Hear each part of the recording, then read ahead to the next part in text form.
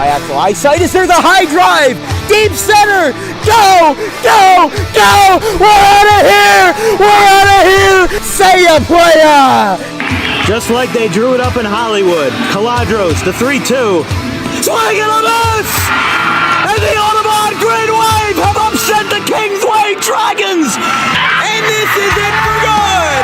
The Audubon Green Wave are back in the Final Four! A dog pile on their side!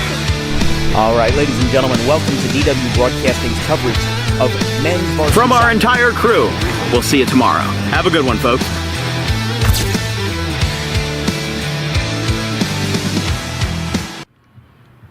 All right, ladies and gentlemen, welcome to the first round of the 50th annual Diamond Classic. Obviously, things are a little different this year with the Classic expanding to 32 teams from 24. We've already had our first couple of quirks. Lenape, the 28 seed, took down number 5 Mainland at Linwood on yesterday, while we were up in Somerville covering some Central Jersey Skyland Conference baseball. But today we head back down south for another classic matchup between Burlington County powerhouses in two different conferences. You might remember the Greyhounds of Northern Burlington are in the BCSL and compete with all those teams up there, and while Cherokee is in the Burlington County, they are not in the BCSL. They are in the Olympic Conference, which consists of mostly larger schools in the area. So what do we got here? We've got a first round matchup that is bound to turn some heads considering these two teams don't have a lot of action against each other. The last time they played each other was 2021 and Northern Burlington shut them out 7-0. And they met a couple years before that and it was 17-7 Cherokee, but you go that far back and it basically becomes irrelevant because you've got all new players and all new mentalities and an entirely new roster to work out of. Speaking of new, Cherokee's starter tonight is Parker New, and he is new to the Cherokee scene as a freshman, class of 27, just 3 1/3 innings. This should be his first start of over an inning unless Mark Petrigiani plans to use him as an opener. But this is going to be a battle of novelty versus experience. For Northern Burlington, they're getting the junior right-hander Tony Kaunaki, the right-hander for the Greyhounds. He's going to get us started here after gaining an extra year of, after getting 4 years in. He is a senior, I apologize. He has a sub-1 or sub-2 ERA, 1.73 across 4 seasons, 48 2/3 innings. He's got 56 strikeouts. He walked 16 in his freshman year, but he's locked everybody down this year. 1.79 ERA across 16 innings, and he's going to try to lock in and try to upset Cherokee in the first round of the Diamond Classic. We'll have more Diamond Classic coverage as we go throughout this week. We'll be off tomorrow, but then we'll be back not for Diamond Classic, but for Cal action between the Egg Harbor Eagles and the Absegami Braves on Thursday from Galloway Township. And then Friday I'm off because I've got my senior prom. So we'll go from a white t-shirt to a white suit, and we'll have some fun. Coaches Gene Darling and March Petrignani are meeting at home plate. We'll give you starting lineups and first pitch right after this break here from Cherokee High School in Evesham.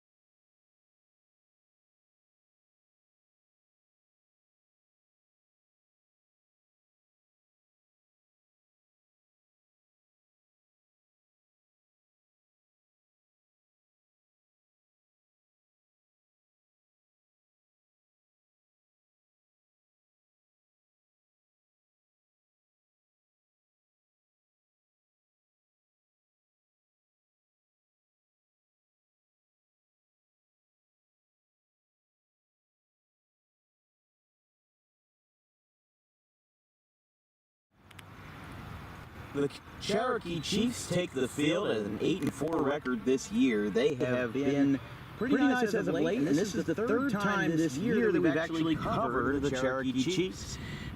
As we are nothing new to the Chiefs, their starting pitcher is the left-hander Parker New, with 3 1/3 innings pitched, 2 walks, 2 hits, and 3 strikeouts. He has had 1 strikeout apiece in three games, 2 of them out of conference games. So this will be his 3rd out of conference appearance out of 4 career for New.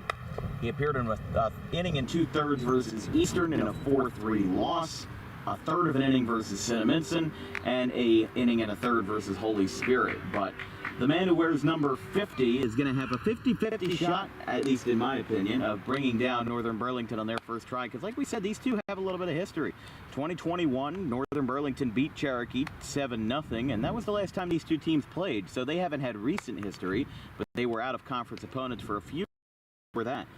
Cherokee at 8-4 this year. They have won 3 of their last 5, but have lost back-to-back after falling to Holy Spirit in the Coaches vs. Cancer Classic and 5-4 to Bridgewater Raritan yesterday at the Trenton Thunder Stadium. So this team is well-traveled. They've played St. Peter's Prep, they've played Cinnaminson, Burlington Township, Bridgewater Raritan, and they've even got Maple Shade and PVI later on in the year. Well, PVI is a conference opponent, but Maple Shade and a couple other opponents that are an interesting company, Holy Spirit as well in the Cape Atlantic Conference. You know, Cherokee is a well-scheduled team, and they're well thought out with who they play. And now we're going to see one of their more unusual opponents, at least in this Diamond Classic contest. Let's take a look at that starting lineup for the Northern Burlington Greyhounds, brought to you by Tommy D's Home Improvement. It's going to be Nick Drombowski in the center field spot, batting in the leadoff spot. And Nick Flippone is the catcher, batting second. Liam Valite is the first baseman, batting third. Menino takes the DH spot. Benedetti takes right field, batting ninth. And Tom Gilligo is in left field, batting sixth. Marchetti is at third, batting seventh. Kaunaki, the pitcher, bats eighth. And Musser is the second baseman, batting ninth. Here's the first pitch, lefty on lefty to start out this Diamond Classic opener. And there's a strike to Nick Drombowski for Northern Burlington, off to a 6-3 start this year for the Greyhounds. Strike called, and it's 0-2. So as far as I'm concerned, this is New's first start as a Chief, with 3 relief appearances, as that one is high and away, 1-2 to Drombowski, with Flippone on deck for the Greyhounds. Let's go 11. Let's go 11. Line shot out to third, and that's taken in. A nice catch by Brett Kizier. Let's go once. Let's go once. And there's one away. So a line out to third starts this Diamond Classic opener, bringing up the catcher, Nick Flippone, for Northern Burlington. He's an athlete. Don't worry about it.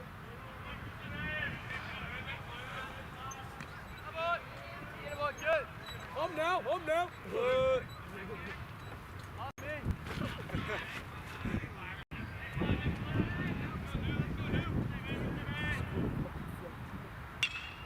There's a line shot out towards second base, and it's going to go into center field for a base hit. Greyhounds have their first hit of the afternoon. And it comes off the bat of the catcher, Flippone, who has been one of Northern Burlington's best hitters.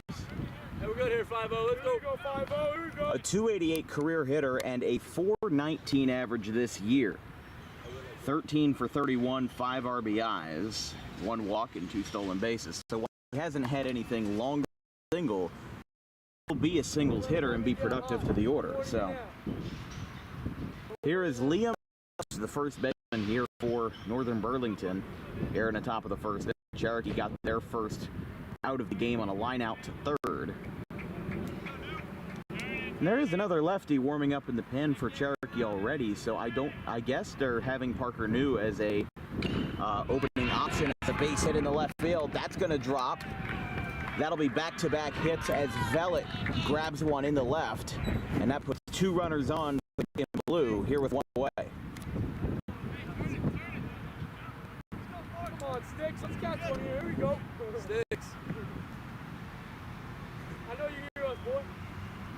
Just one look. Give us a nod, something. Give us a wink, dude. Yeah. You don't want me to get mad. I get it. So after Velick got the base hit, this brings up the cleanup man, Menino, here for Northern Burlington.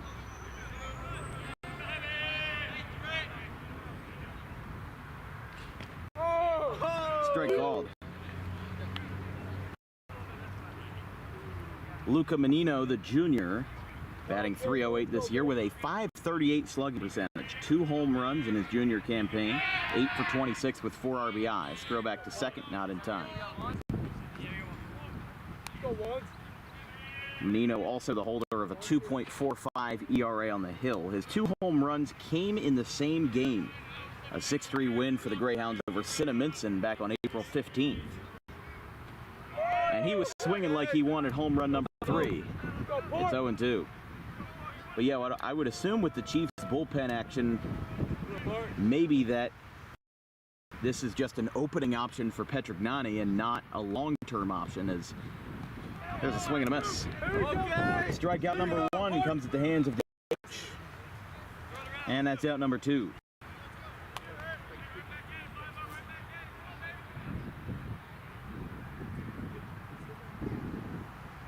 And this brings up the right fielder, Sam Benedetti.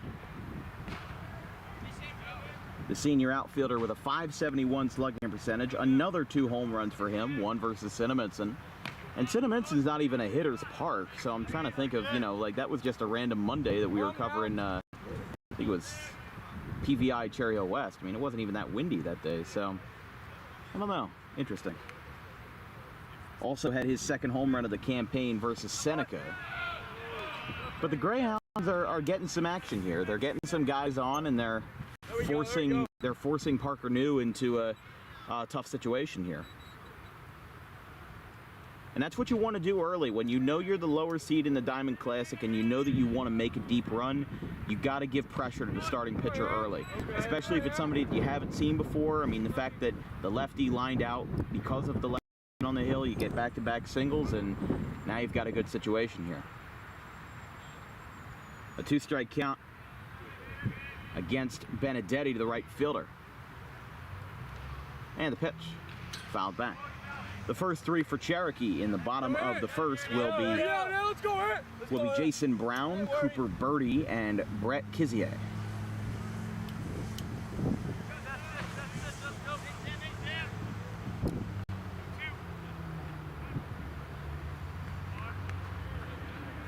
Still 2 strikes against the right fielder, Benedetti. 2 on, 2 out, and New steps on. So Chiesa, the 3-hitter for Cherokee, followed up by the catcher, Jordan Henriquez, outside. Cherokee, as we said, have lost back-to-back to Holy Spirit and Bridgewater Raritan. But those were both out-of-conference games in faraway places. They had to go down to Linwood for the Coaches versus Cancer game, and then they went up to Trenton to meet Bridgewater halfway in another classic. But now that, well, first of all, that game went 10 innings, too. So there's a reason why they're starting a freshman lefty on the hill and some different names like Cooper Birdie, Nate Linden, a couple different guys in the order, and that's ball 4. So the bases are loaded. The reason why is because they have to play this Diamond Classic game by the 1st, and they have a game already scheduled on the 1st. This was the only open date, so they had to play, or else they wouldn't play in the tournament. You might have heard that Woodstown made history by being the first team that we know of to drop out of the Diamond Classic, which I'm surprised that more teams haven't dropped out of the Diamond Classic. You know, with all the schedules that they have, I think it's pretty universal that everybody wants to play in the Diamond. But Woodstown, because of senior trip, it just didn't work out, and it's ironic that the first year that the Diamond Classic expanded to 32 teams was the first year that a team dropped out. So Delsey moves on automatically. I mean, Woodstown wasn't exactly that high of a seed anyway. And people were saying, oh, put X team in, put Y team in. But no, it's a 32-team tournament. It would be way too short of notice to put, you know, a team on blast like that and put them in this tournament that's got to play in, you got to play X amount of games, and you got to do this, that, and the other. I just don't know. I mean, the logic is there for sure, but Woodstown, they made a conscious decision and they decided to play, because if they played everybody on short rest and with no seniors, you don't stand a chance against Delsey, and you want to make sure that your team is there and in full capacity to play. Count is in the favor of the number 6 hitter of the order after a walk by Benedetti. Gilligo. There's a strike at the letters. So it's obviously been a tough inning. Bases are loaded, nowhere to run, nowhere to hide, but there are 2 outs in the frame for the freshman lefty Parker New, and there might be a reason why they warmed up somebody this early as a precaution. Popped up, foul, down the right field line. There's a bit of a bog, not a bog really, but just a dip in the land here in Marlton. I mean, it's definitely an interesting field. We've been here before. We were supposed to be here on Saturday the 13th when Lenape played Cherokee, but that game was moved to Lenape High School, not too far away. That's ball 4. So obviously, we've got, that was a game that Cherokee won in 9 innings, 7-3. Or excuse me, it was 7-4 the final, because they put up 4 runs, and then Lenape tried to get one back, got a couple, and then couldn't hang on. So Cherokee is 2-0 on DWB broadcasts this year, at least, and all time they're 3-1. They're 1-1 in basketball games, and then in baseball they're 2-0. They played St. Peter's Prep on the 20th in the Thank You Classic. That game ended with a walk-off wild pitch.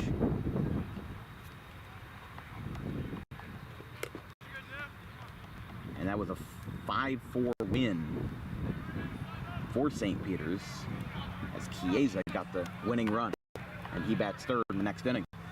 Here's pitch. Foul back again, and he stays alive.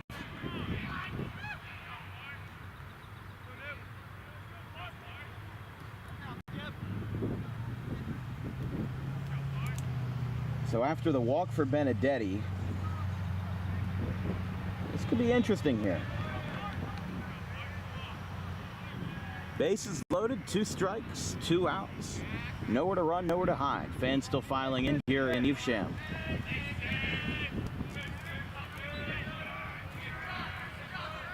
And a 2-strike pitch.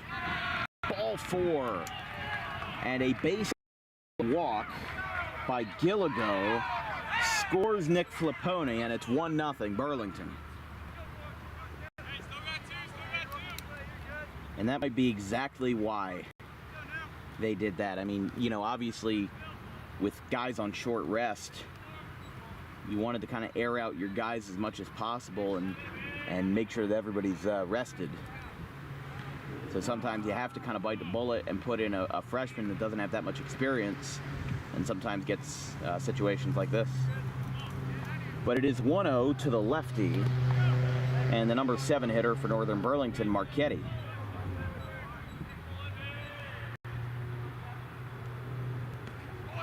Cole Marchetti, the lefty sophomore, takes a strike, 1-1. 2 extra base hits in his career, 21 for 86. 244 career hitter with a 267 slugging percentage. This year specifically, he's got 250 and 6 for 24. So pretty straightforward, 5 walks. Had a 2-hit game and a 3-2 win over Notre Dame as a swing and a miss. And that was very surprising back on the 23rd. The fact that, NBC was able to beat Notre Dame, which was a 21-win team last year, this year not having the same luck, 7-7, including a 4-game losing streak last week. And he got jammed, sends this one out into no man's land. A little breeze coming in from right field. So definitely could be a reverse of what we saw yesterday at Diamond Nation in Flemington, where we saw 4 home runs total, the most ever in a high school baseball game. That one's outside. It'd be the most ever in a high school baseball game, and there were 2 from each side. So the ball was flying for more than one team. Immaculata had 2, Somerville had 2, 1 solo, 1 2-run shot, in a 15-5 win for the Immaculata Spartans. on Monday. Stays alive again, fouls this one back. I mean, New is over 25 pitches in this first inning, but, you know, back-to-back singles and then those 2 walks in a row, they very slowly start to unravel you as a pitcher. And it obviously creates a tough spot for everybody involved. With 2 strikes against the 7-hitter.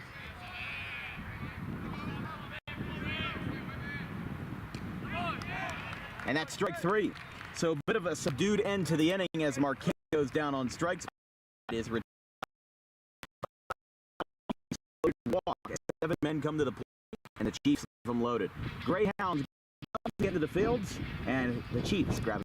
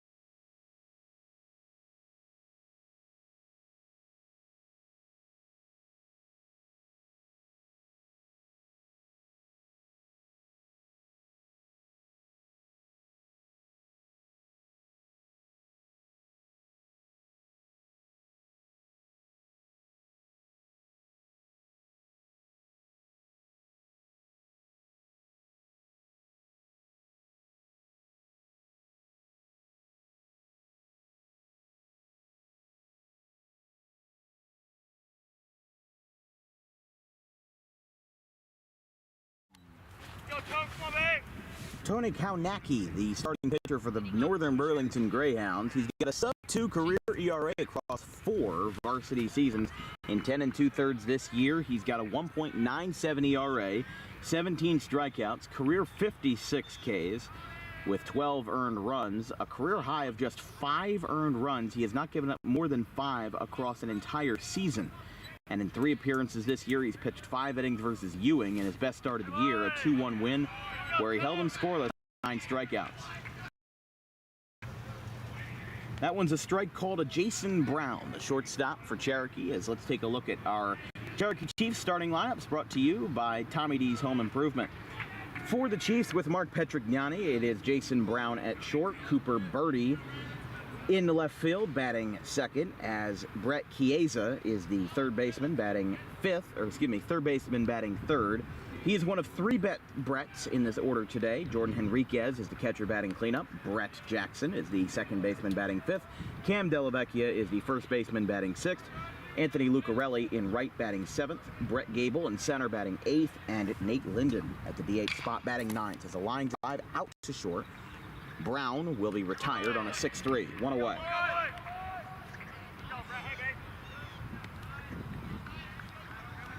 So here's Cooper Birdie, a freshman who holds a .444 batting average in his rookie campaign.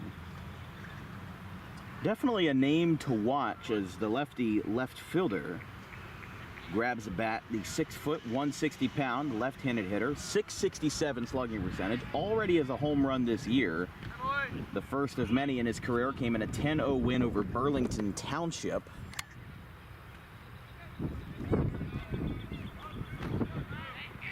Can't remember the last time we saw a lefty-lefty pitching matchup as well, as there's a waiver and miss. 0-2 the count with Brett Chiesa on deck.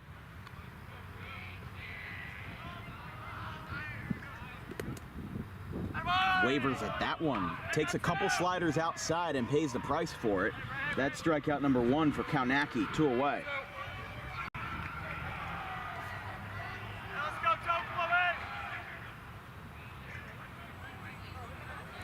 So here is Chiesa, the third baseman for the Chiefs, facing the lefty Kaunacki for Northern Burlington. As he lines this one out towards left, that is a foul ball, 0-1.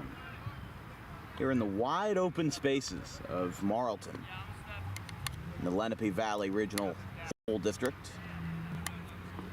Same again.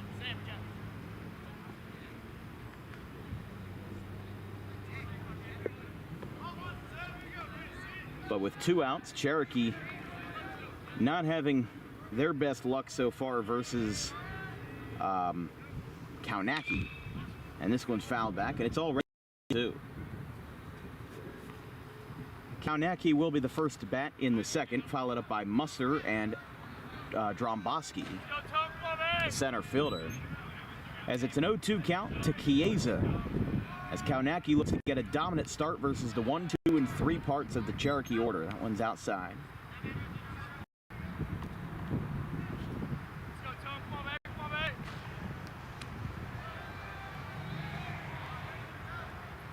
Let's try that again. 1-2. Curveball outside. As we said, Kaunacki has only appeared in 3 games this year. On the mound, that is. 3 innings versus Rancocas Valley. 5 versus Ewing, and 2 2/3 versus Notre Dame. But Northern Burlington being in Northern Burlington County, that's what they technically are. Some people abbreviate them as NBC.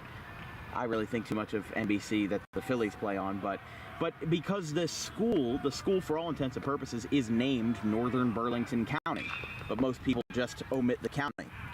That is a foul ball again, and it's 2-2 to Chiesa. The catcher, Jordan Henriquez, is on deck for Cherokee here in the bottom of the first. It is 1-0 Greyhounds after a bases-loaded walk drove in the first run. But Northern Burlington plays a very good mix of out-of-conference schools just because where they are in Northern Burlington County. Like, it wouldn't really make sense to play a lot of Colonial guys just because you're closer to the CVC and the GMC. I mean, basically, your sister conference is the Colonial Valley Conference, which is why they've played guys like Notre Dame and Ewing and have dates later in the year versus Lawrence and Nottingham and Hopewell Valley. So 3 games in a row versus CVC opponents to close out the year as Chiesa rockets this one out towards left. Is it fair? No. He got all the way around first base and now has to take that long trot back to the box as he launched that one into the stratosphere. Unfortunately, it was foul. And that ball actually landed up on the berm in left field, or down the left field line where the trees are. And he's going to have to regather, but for many reasons, it's a hot day here at Cherokee. 84 degrees with wind blowing in from right field at 6 miles per hour. By the end of the night, it will get down to 80, but will still stay mostly cloudy, with a little bit of sun poking through. Swing and a miss. Big strikeout for the Greyhounds. They take. This might be what they need to carry an upset a little further into the night. A 1-2 strikeouts for Northern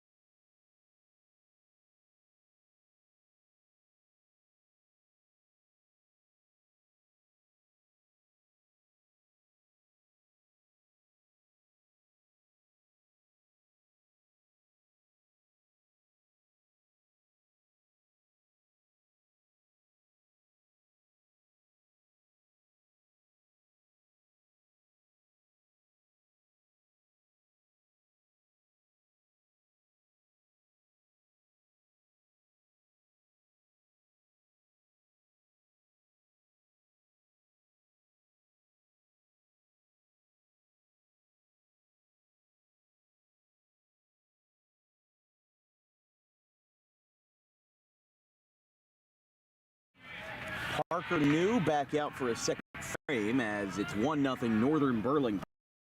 Their 8th and 9th hole hitters here, and then they'll turn the lineup back over to Dombrowski. Here in the second, they got a run home on a bases-loaded walk, but did not advance any further after that. Here's the pitch from the freshman lefty Parker New, and that one's inside. 2-0.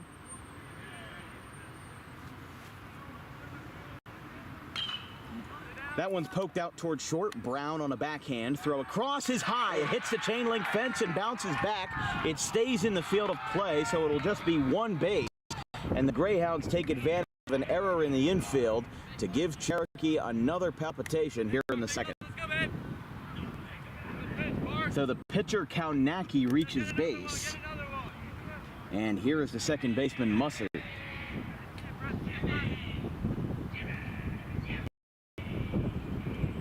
That was the first error by either side tonight, as Northern Burlington had 2 hits in the first frame, had back-to-back walks, one of them being that bases-loaded one to bring home the first run of the game. And Cherokee went down in order in the bottom of the first. As we said, we've covered Cherokee baseball twice this year, technically away from Marlton. On the 13th, we covered a game versus Lenape that was supposed to be right here, but got moved to Lenape because of rain, as here is a tapper back to the hill.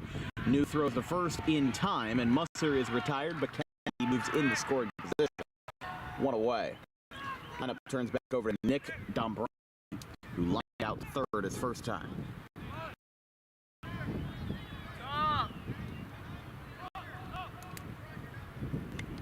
But Cherokee won that game in 9 innings, 7-3.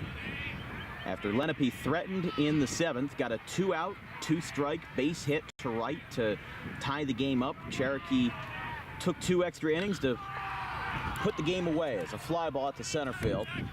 Taken in by Gable, and Kaunacki thought he advanced to third, and he got him! That's a play in right field. I didn't think he had a chance, but he got him out. Gets stranded. Responds to the inaction in the first in a big way, ending the top of the second. 8 double play with the half through here in Evesham. 1-0 Greyhounds.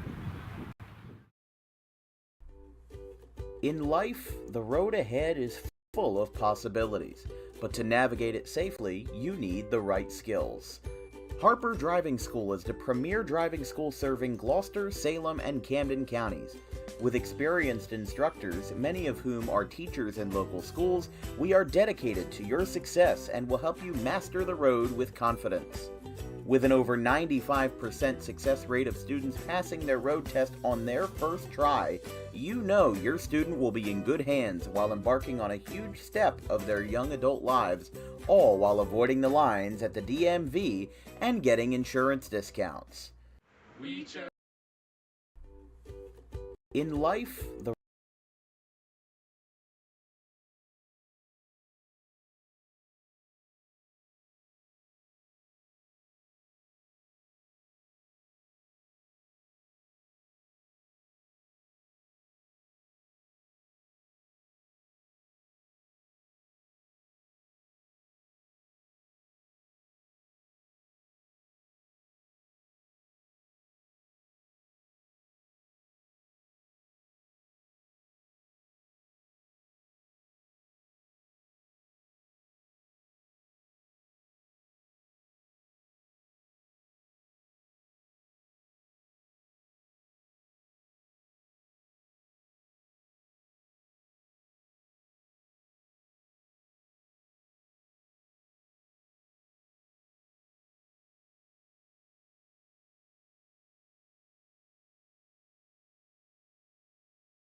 game away as a fly ball at the center field.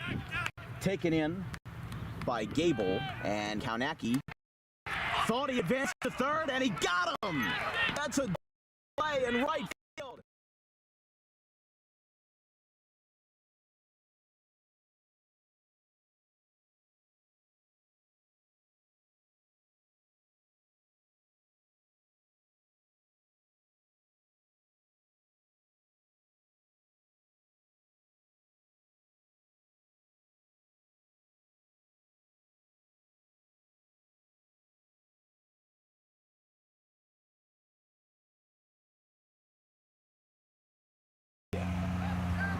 4, 5, and 6 for Cherokee here in the bottom of the second, rather. High and away. I mean, hey, Chiesa almost got a home run left, but it was about 50 feet foul and 50 feet over the fence. So we've seen a little bit of everything tonight. As the pitch from the lefty is a strike called to Henriquez.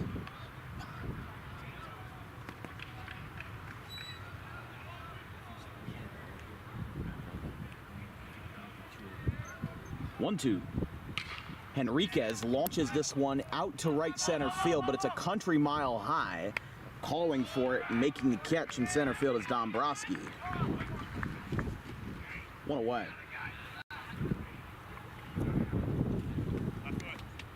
So after the flyout by Henriquez, Cherokee is 4 up, 4 down for Brett Jackson.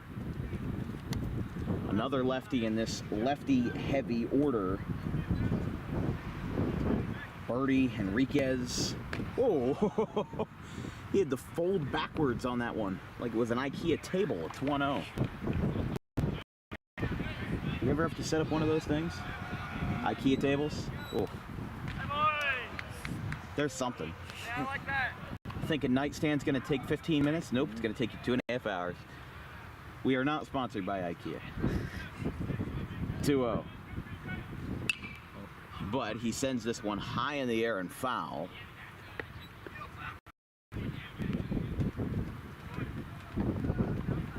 One nothing Greyhounds in the top of the second. They got their first run home on a bases-loaded walk in the top half of the first, but we haven't seen much since outside of that inning-ending double play in center field by Gable. Outside. I mean, that's a hard play to make. It's easy enough to throw out a runner at second, and I would argue that a right fielder throwing a runner out at home is a little different because you've got a lot of room to run, but you don't have that as a third baseman. Gets on top of one and hits it in the center field, kind of tomahawked it a little bit, and Cherokee's got their first hit. And it comes off the bat of Jackson, who was injured during the Thank You Classic game versus St. Peter's, but I guess just 10 days later, he's back in action. So whatever ailment he had from that base running, he has now recovered, or at least recovered enough to play and to start. So Jackson got the hit, and here's Della Vecchia, the first baseman here for Cherokee in the 6th spot. And Jackson actually will be pinch run for, so we'll see who takes a spot there.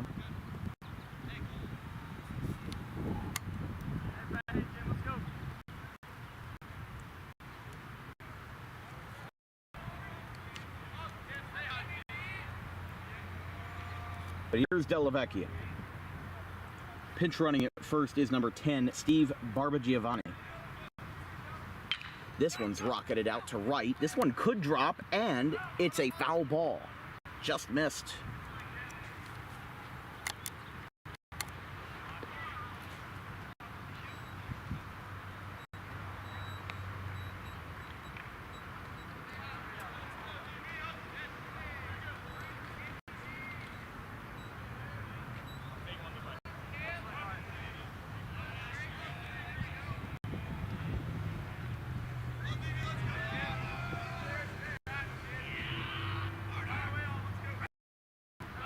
Swinging.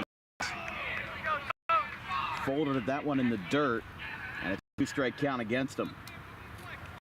With the right fielder Lucarelli on deck for Cherokee.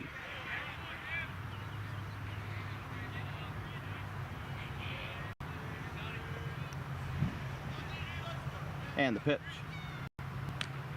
They're going to throw behind the runner, and he is safe. Just got in there.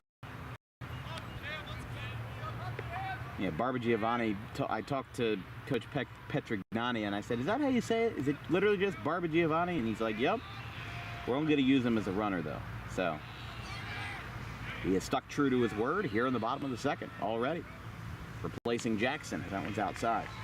So I don't know. I mean, I thought the courtesy runner rule applied to pitchers and catchers, but that might just be college. I'm not sure.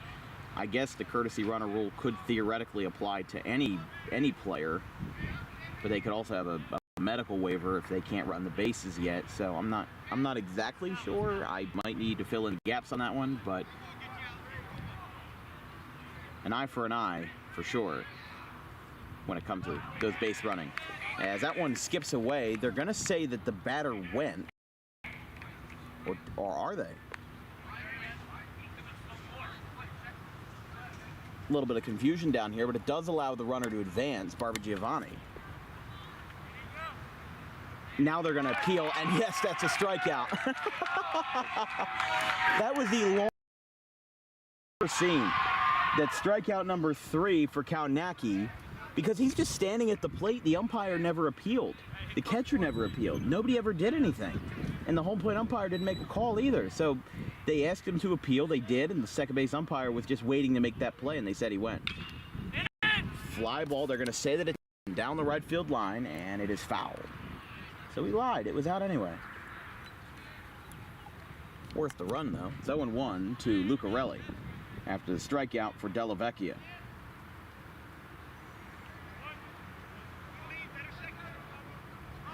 Two outs, tying run in scoring position for Cherokee, but this has been a tougher mountain to climb for Cherokee than we thought it would be. I thought they'd get a couple runs early, and I'm not saying they'd run away with it. Ooh, that ball just almost ran away with it. I'm not saying they would entirely, have an easy time, but I definitely thought that they wouldn't be down almost 2 full innings in. I thought at worst, you'd have a 0-0 tie because these guys are definitely low on rest.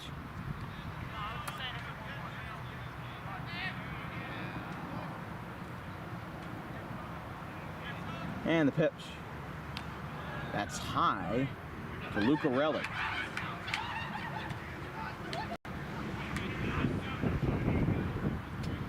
Lucarelli, the junior, making his first high school appearance. He does not have any stats on NJ.com. And there's a swing and a back to second. That's 2 hits against him. So it's 2-2. 2 balls, 2 strikes, 2 outs. Second base umpire is coming in here, and now he is talking to the Northern Burlington dugout. They were kind of like laughing maniacally. I don't know if they gave them a dugout warning, or they might have just said, "You're being too rowdy." I didn't hear exactly what was said, but it didn't exactly sound like nice words. 2 balls, 2 strikes, 2 outs, tying run at second base as Kaunacki delivers a swing and a miss. 4 strikeouts and 2 frames. He has been red hot on the day. Northern Burlington gets out of the jam and allows that 1 run in scoring position to stay right where he's at. It's 2.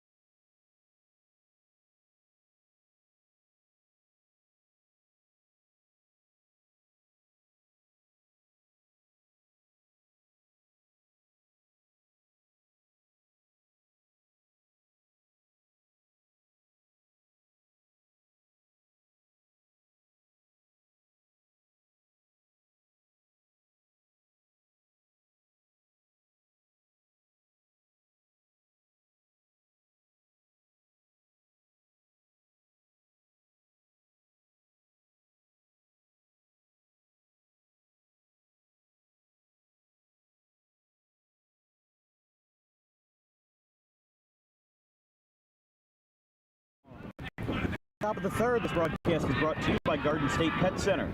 Keep your pet happy and healthy today with the most organic food products available in South Jersey, along with toys, cages, accessories, and more. Visit 7 days a week at 226 South Whitehorse Pike in Audubon.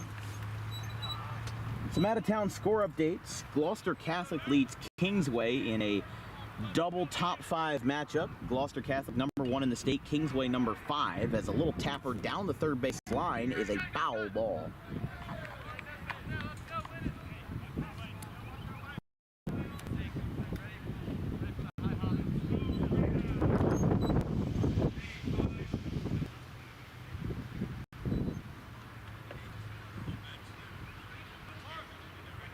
GCIT leads Clearview 4-0 in the top of the second.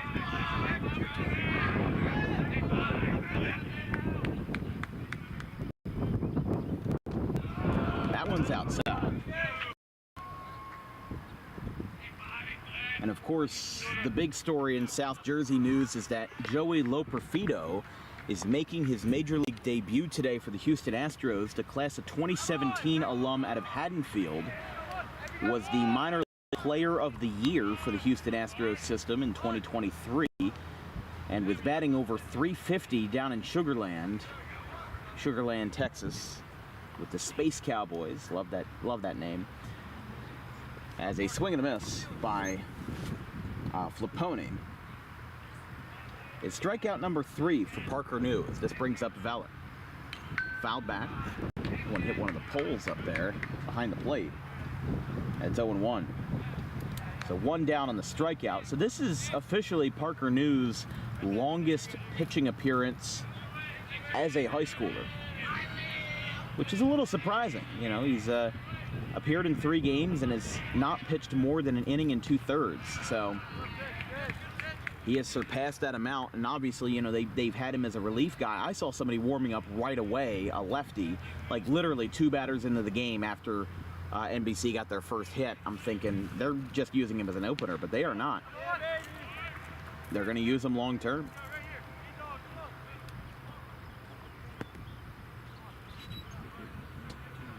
One ball, 2 strikes. With 1 away, 3 strikeouts for New. Here's the pitch, outside. With this breeze coming in, it's actually gotten pretty nice out. I mean, not, you know, yesterday, if we were outside in the uncovered heat, it would have been unbearable. There was some times where my car's register was reading 91, which for April is crazy. If it was an 84-degree day in June or July, we'd be thinking, oh, it's a nice day. But because it's in April and we're not used to it, it's definitely a little new to us, if you will.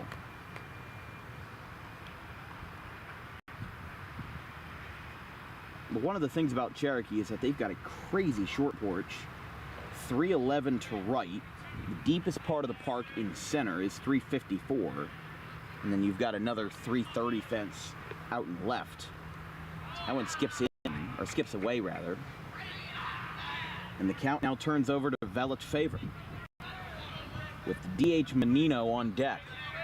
With Cherokee's first 3 in the bottom of the third, that will be Gable, Linden, and Brown. That is ball 4. So Vellet reaches base for the second time tonight. He's got a single and a walk. Northern Burlington is holding their own. I think Cherokee, you know, they've got plenty of chances to still pull this one out, but I'm a little surprised, to say the least. So far, at least. Cherokee could easily put up a 10-run inning at any moment and, you know, send this game on its head, but that's not happening right now. I mean, they've got the power to make it happen, but Northern Burlington's keeping them in check. They're not doing too much on the offensive side. I mean, you know, look, they've only got 2 hits, and those were back-to-back in the first, but one of them did score the first run of the game, and if you can make it 1-0, you're still leading. It doesn't matter if you're leading 1-0 or 11-0, you're still winning. And winning for how long, we don't know, but Northern Burlington right now with the March Madness kind of aura of the Diamond Classic, where even just yesterday, Lenape beat Mainland, and, you know, Northern Burlington right now is leading Cherokee. Like, you know, you see a lot of surprises out there. And even Pennsville held their own in a 7-1 loss at Locust Valley. A swing and a miss, strikeout number 4 from New. Brings up Benedetti, who walked his first time.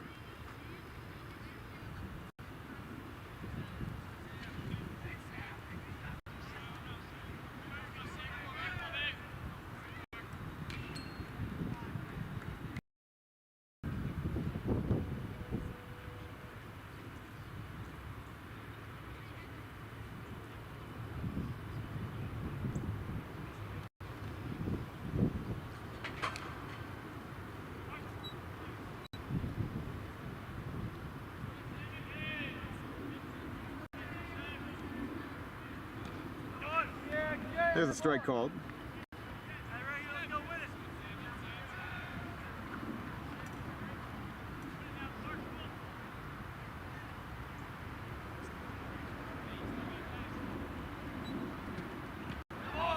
And he got him. Strike 3.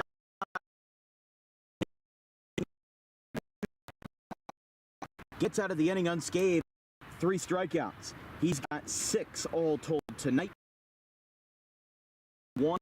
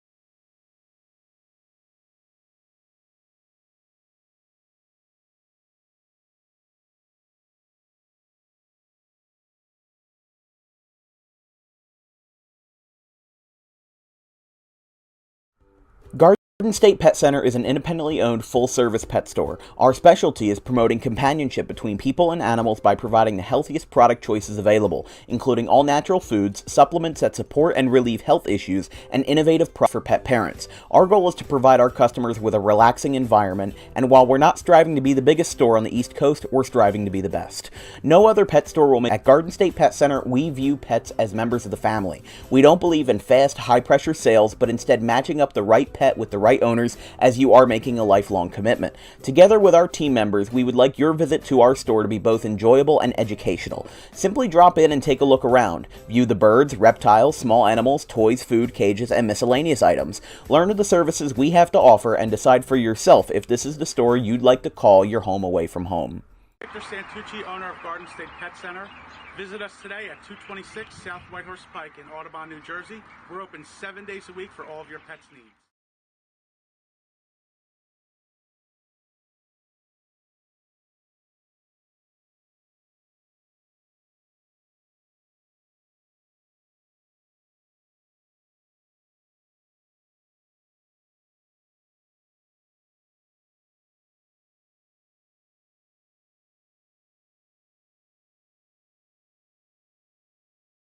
Trivia time. And Vince, you might not even know this question's answer, but today's question is the first ever DWB high school broadcast. So this is not Pee-wee football, this is not some travel league baseball, this is our first high school versus high school broadcast.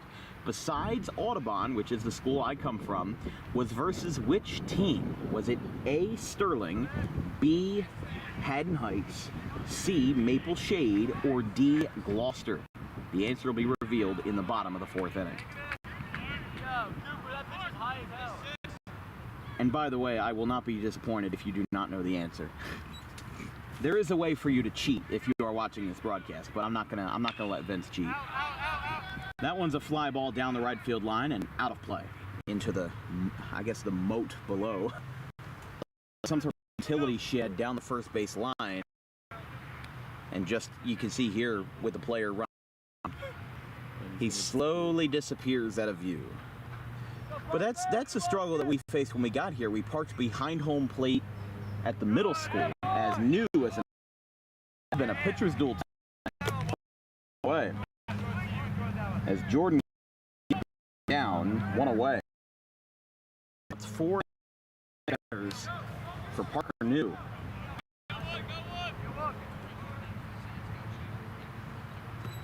So 6 strikeouts, and this one is hit out toward shallow right. Going over and calling for it is Jackson, and he makes the play down.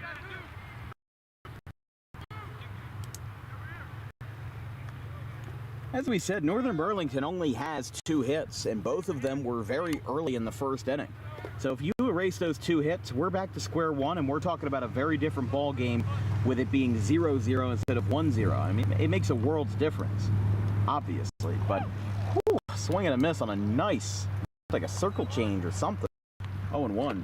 But I mean, this is what a phrase that you coined. You know, the first inning jitters.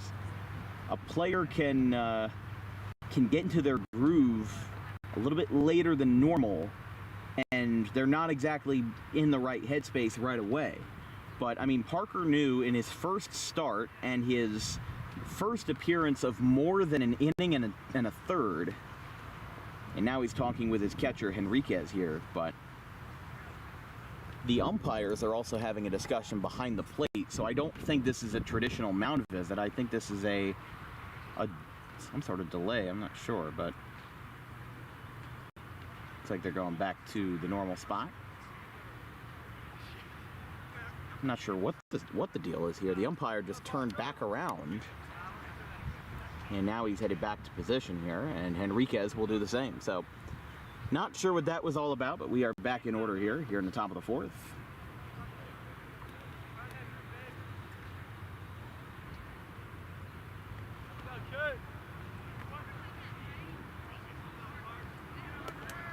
First 3 for for Cherokee in the bottom of the fourth will be Chiesa, Henriquez, and Jackson, and they're going to call that a catch down at third.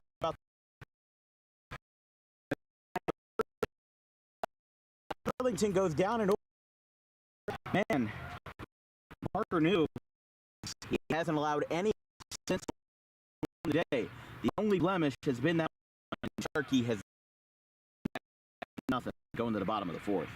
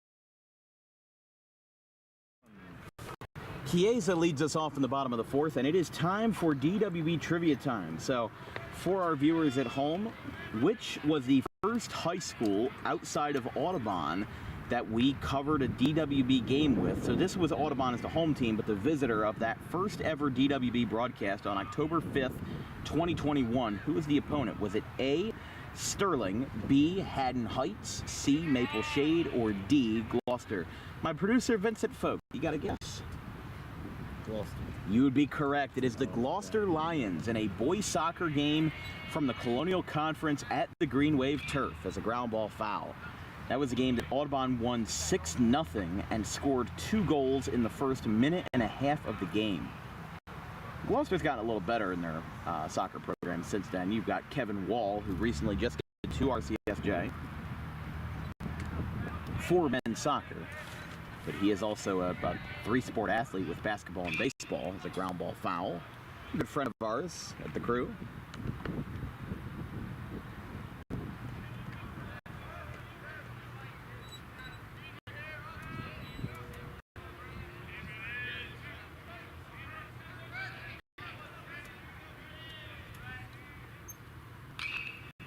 Popped up and foul.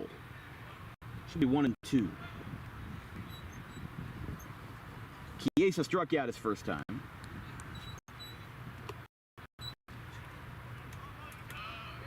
Chiesa 6'1", 205, 325 average this year. 2 home runs in his sophomore season, none yet this year. 11 RBIs with 13 hits and 40 at-bats. A rocket foul. Once again goes into that little pit down there. Had a 4-hit stretch in 2 games between St. Peter's Prep and Cherry Hill West, and in that latter game versus Prep, he scored the game-winning run on a walk-off wild pitch. A game that we covered as the 3rd game out of 4 at the Thank You Classic. Went down to Belmar after that to cover the 7 o'clock game versus Notre Dame. Outside.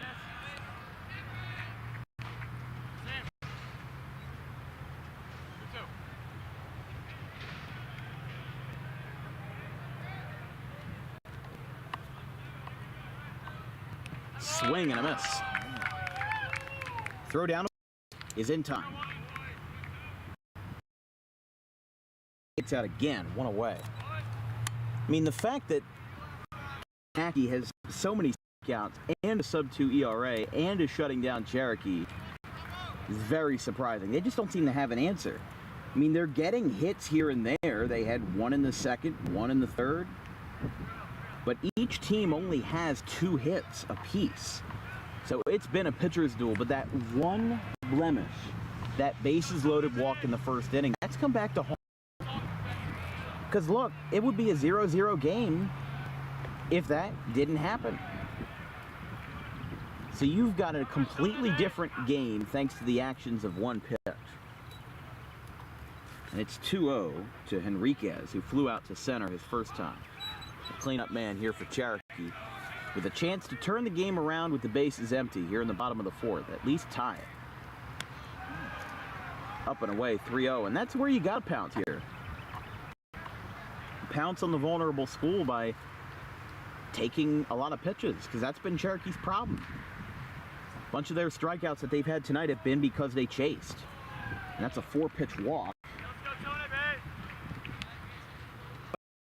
Town score update. Audubon leads Haddon Township 6-0 in the top of the third. That was the game we would have gone to, but we decided to stay back and cover this one instead. And I think we made a good decision. Washington Township leads Williamstown 1-0 in the top of the second inning.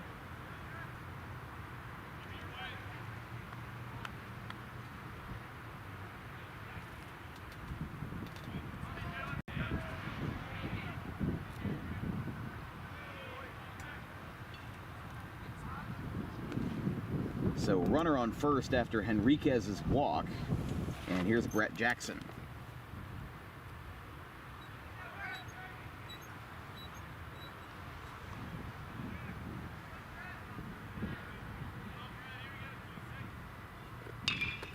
Pulls this one down the line and foul, just a hair. And Jackson almost had extra bases. Gloucester Catholic leads Kingsway 1-0 in the top of the third.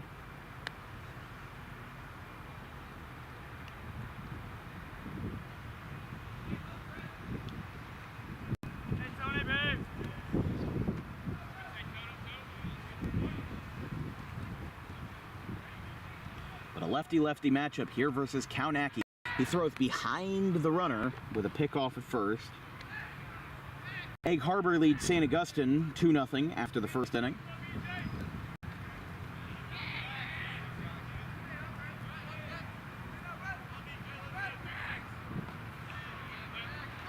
And now it's down, throw to second, not in time, and Henriquez gets into second base. So the tying run is back in scoring position as Cherokee looks to pounce.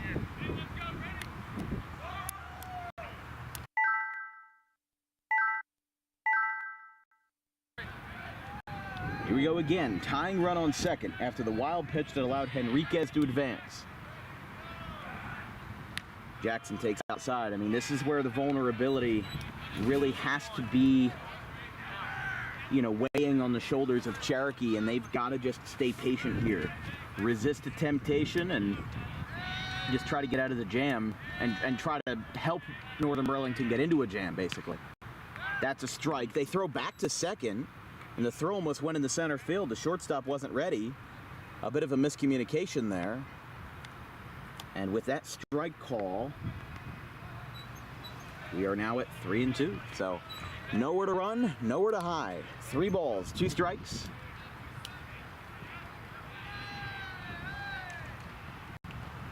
And that is ball 4. Jackson takes down and back-to-back walks. Nothing yet from the Northern Burlington pitching coach, and the infield actually will go in here, and it looks like we will coach a visit. So there is one away after the strikeout. I mean, look, Tony Kaunaki has been excellent tonight. He has struck out at least one batter in every frame. He's had 6 Ks tonight, only allowed 2 hits, and, you know, this has been a classic pitcher's duel. Strikeout after strikeout. We've had a combined 13 Ks between the 2 pitchers here in the 4th inning.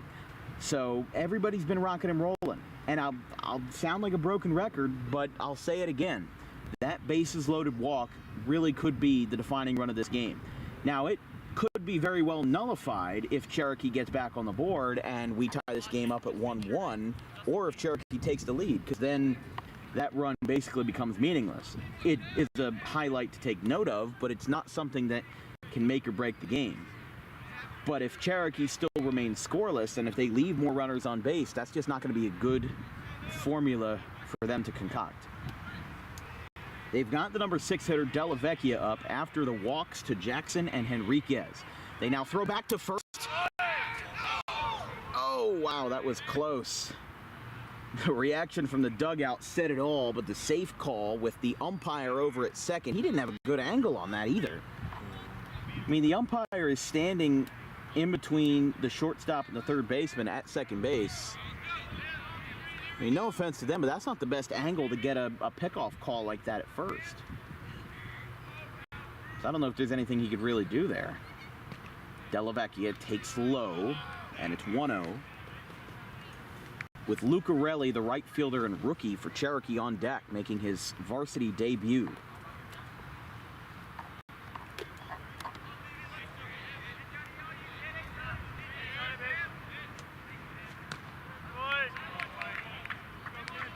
There's a strike called. Della Vecchia, the 6-foot senior, batting .262 in his swan song campaign. 3 extra base hits, 7 RBIs, 11 for 42 all told.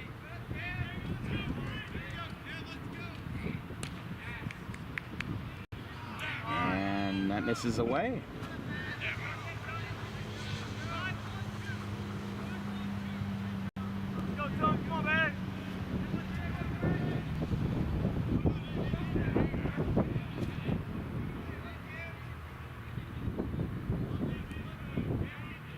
And the pitch. That one's high. Now they're going to throw back behind the runner, and he is safe again.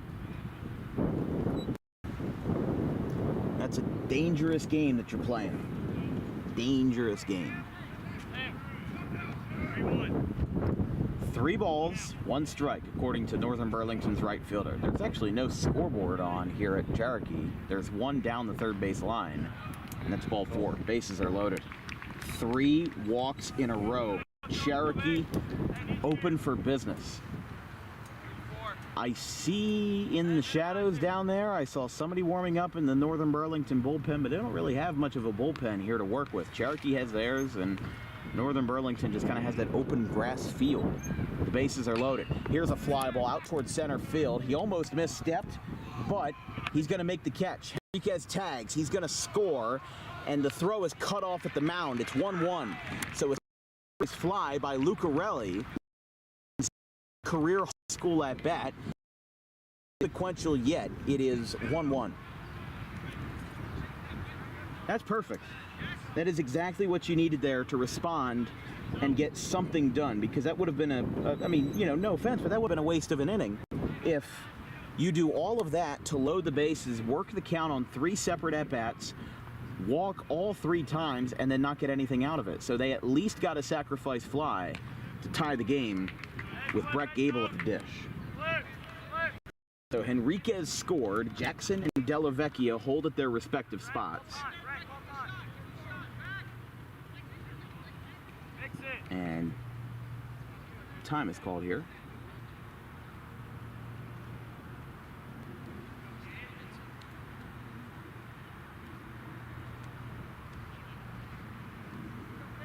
Kingsway and Gloucester Catholic have just been tied up at 1-1. GCIT leads Clearview 4-3 in the top of the 3rd. Hermits trail Egg Harbor 5-0 after 2 in a surprising game for Egg Harbor.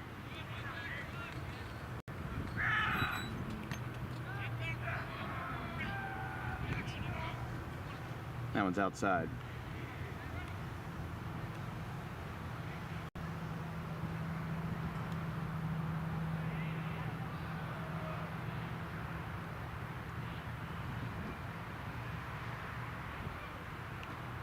That one's outside. We got 2-1 or 3-0.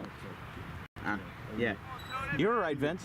I mean, sometimes I do lose track because there's no scoreboard, and I don't usually keep balls and strikes in my scorecard. I have too much of chicken scratch handwriting for that to not for that to be necessary. Here's the 2-1. This one's hit well out towards right, and he might get out of the jam after all. How about Kaunacki? He makes the catch in right. The side is retired. And loads the base. The run on a sac fly, scoring Henry. We are back to square one. It's 1 after 4.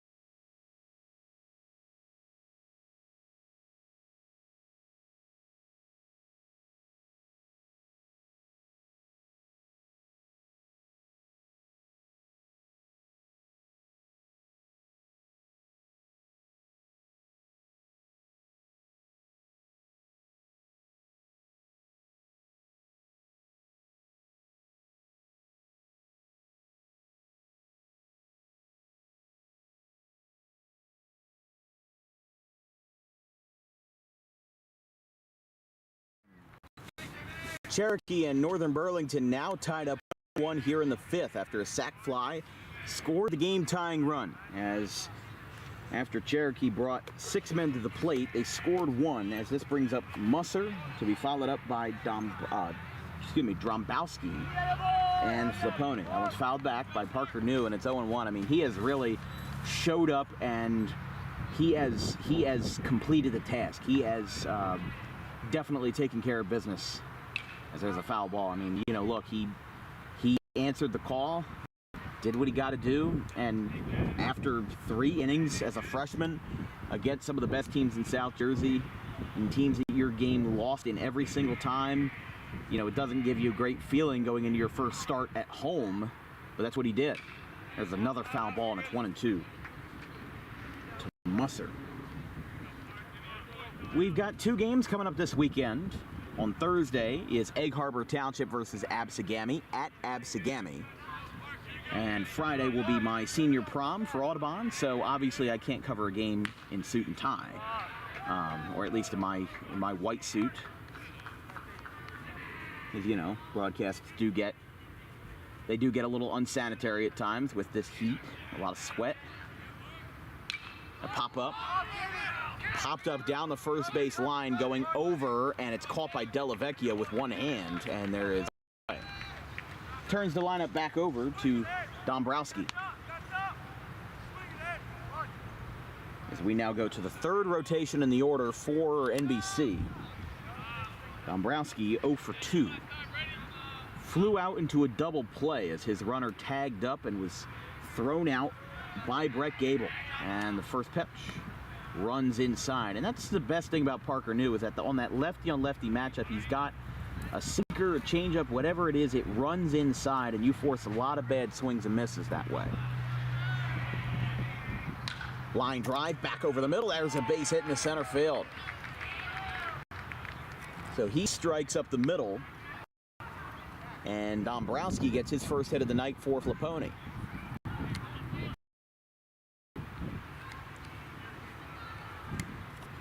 This broadcast is brought to you by Tommy D's Home Improvement.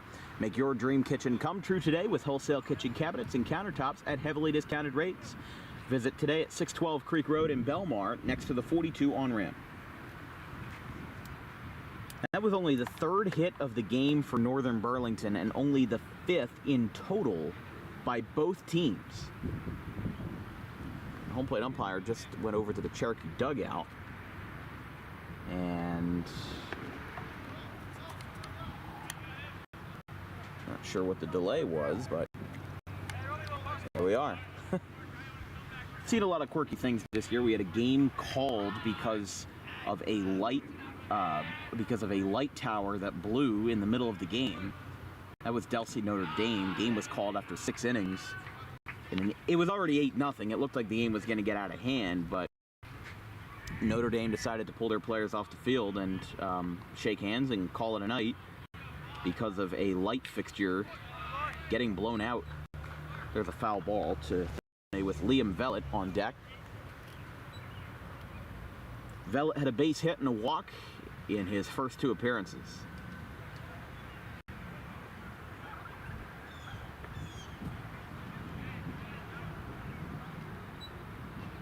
That one's high.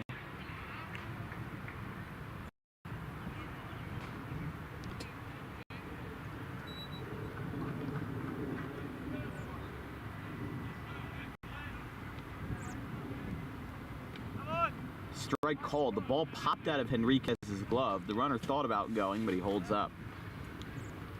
Northern Burlington and Cherokee are knotted up 1-1 here in the top of the 5th. You're watching coverage of Diamond Classic Baseball here on Dan Wilkins Broadcasting. If you have any questions or comments about today's broadcast, you can drop me a line at thedanwilkinsshow@gmail.com. There's a swing and a miss. 2 outs. Strikeout number 6. Or no, excuse me. 1, 2, 3, 4, 5, 6, excuse me, 7 now for the freshman lefty. Easily the best appearance that he's had in his high school career. I mean, he has been so nice tonight. But here's Vellet, one of the men who's gotten on base twice versus New.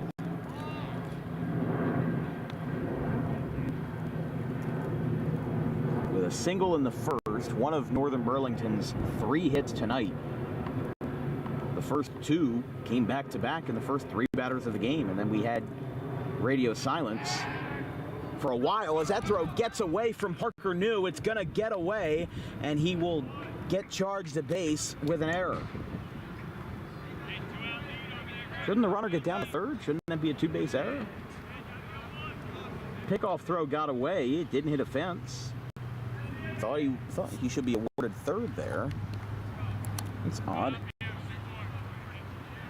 So an E1 for just the second error by Cherokee tonight, which, considering a high school team, is not that bad of a number. Here's the pitch. That one's high. Cherokee is a man stretching, but not winning. Northern Burlington has another lefty in the pen, but there's a good reason why this game has been a pitcher's duel. You know, you've seen a lot of back and forth, and you've really not seen that with the offense. You know, we've had a couple games this year that have just been all offense, no pitching. Seen a couple 11-10s, seen a couple 9-8s, a couple 10-9s. And they are going to intentionally walk. No, they are not going to intentionally walk anybody. I apologize. Usually the coaches don't wear the same jersey from head to toe that the players do, with the same helmet and everything. Usually they've got like a hoodie or a windbreaker on or something. There's a swing and a miss. They're gonna throw back to second, and the throw gets stopped. So there's 2 strikes against him now, but that was a little weird. But the way he was jogging down to first, I didn't see the batter at the plate, so I thought that they were intentionally walking him. And I'm like, why are you doing that? There's 2 outs, and I guess the runner's on second. I mean, I guess you can do that, but not really the best time for it. But alas, mistake is over. That's out down the right field line. Bring us in, kid, bring us in. That's pitch, come on.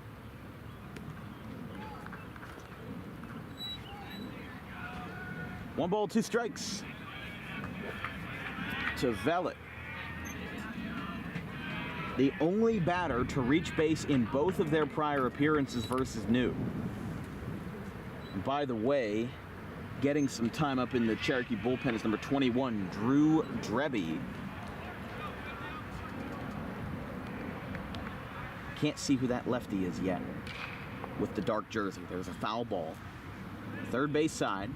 First 3 for Cherokee in the bottom of the 5th. A huge spot for them as they look to take control of this game is Linden, Brown, and Birdie.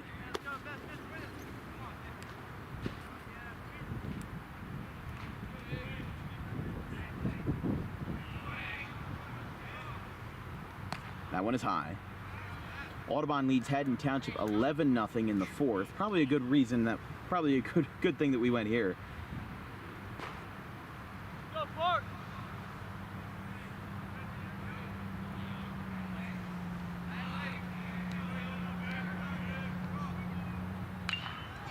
That one is hit out towards left field, and it will be caught.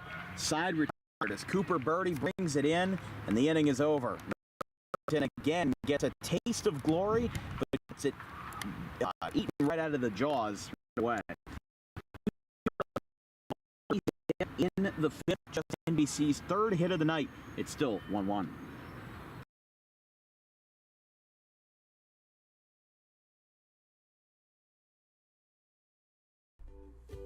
In life, the road ahead is full of possibilities, but to navigate it safely, you need the right skills. Harper Driving School is the premier driving school serving Gloucester, Salem, and Camden counties. With experienced instructors, many of whom are teachers in local schools, we are dedicated to your success and will help you master the road with confidence. With an over 95% success rate of students passing their road test on their first try, you know your student will be in good hands while embarking on a huge step of their young adult lives, all while avoiding the lines at the DMV and getting insurance discounts. We chose Harper, and so should you.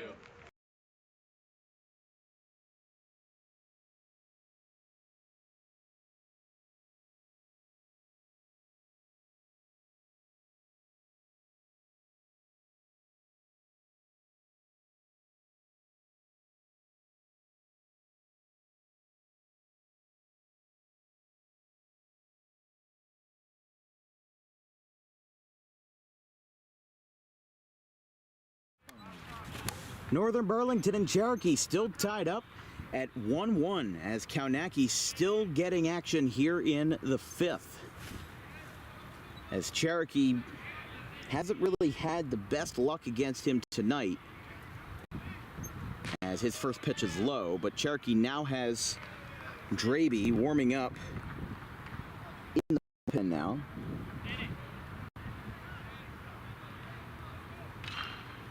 This one is hit out towards third. Throw across a rocket is in time.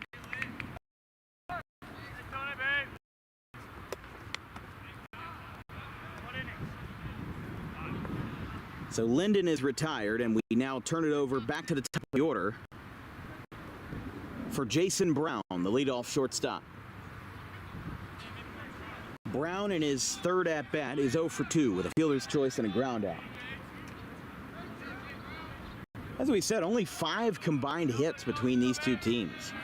Cherokee with 2, NBC with 3, and 14 combined strikeouts. And Northern Burlington's 1 run came on a walk, and Cherokee's 1 run came on a sacrifice fly. So no RBIs have been scored for Northern Burlington, only 1 for Cherokee, but might as well be the only one, you know? This game could really be an instant thriller if the pitching continues to be this dominant. I mean, you know, a lot of people might not have the same appreciation for an old-time classic pitcher's duel, but we sure as heck.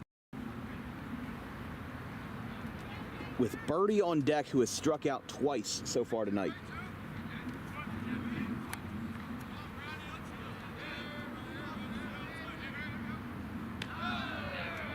Outside. 3-1.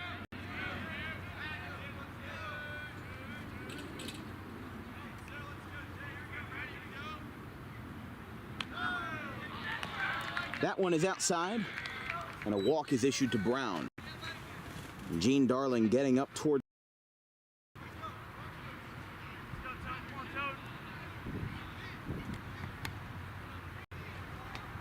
And the go-ahead run is now on first for the freshman Birdie.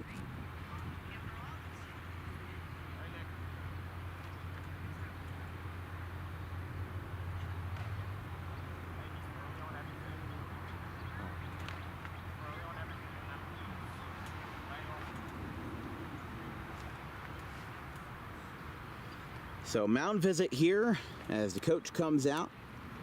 And that will be it. Tony Kaunaki is pulled in the fifth.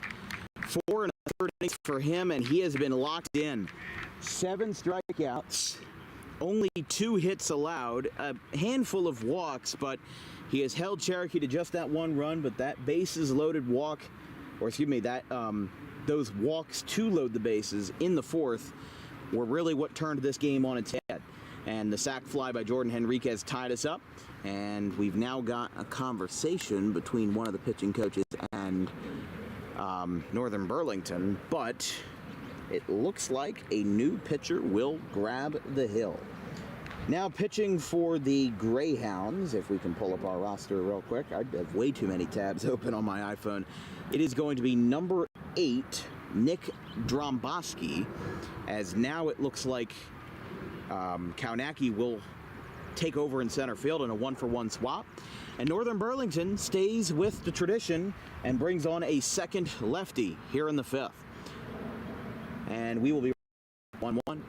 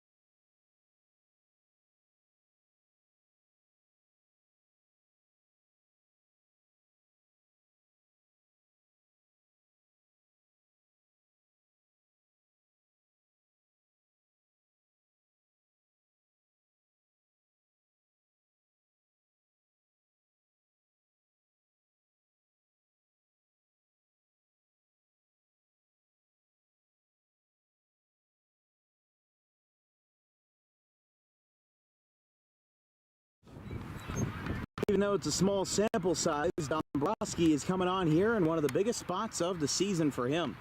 In the first round of the Diamond Classic, it's a 1-0 count to the lefty birdie. After a one-out walk to Jason Brown, Coach Gene Darling decided to pull the plug on the lefty Kaunaki, who definitely has been Northern Burlington's X factor. I mean, you know, look, he gave up that one sac fly in the fourth. That was one earned run, but had 7 strikeouts and was a part of the 14 combined Ks across both pitching staffs so far tonight. Go-ahead run is on, and birdie sends this one down the left field line and foul.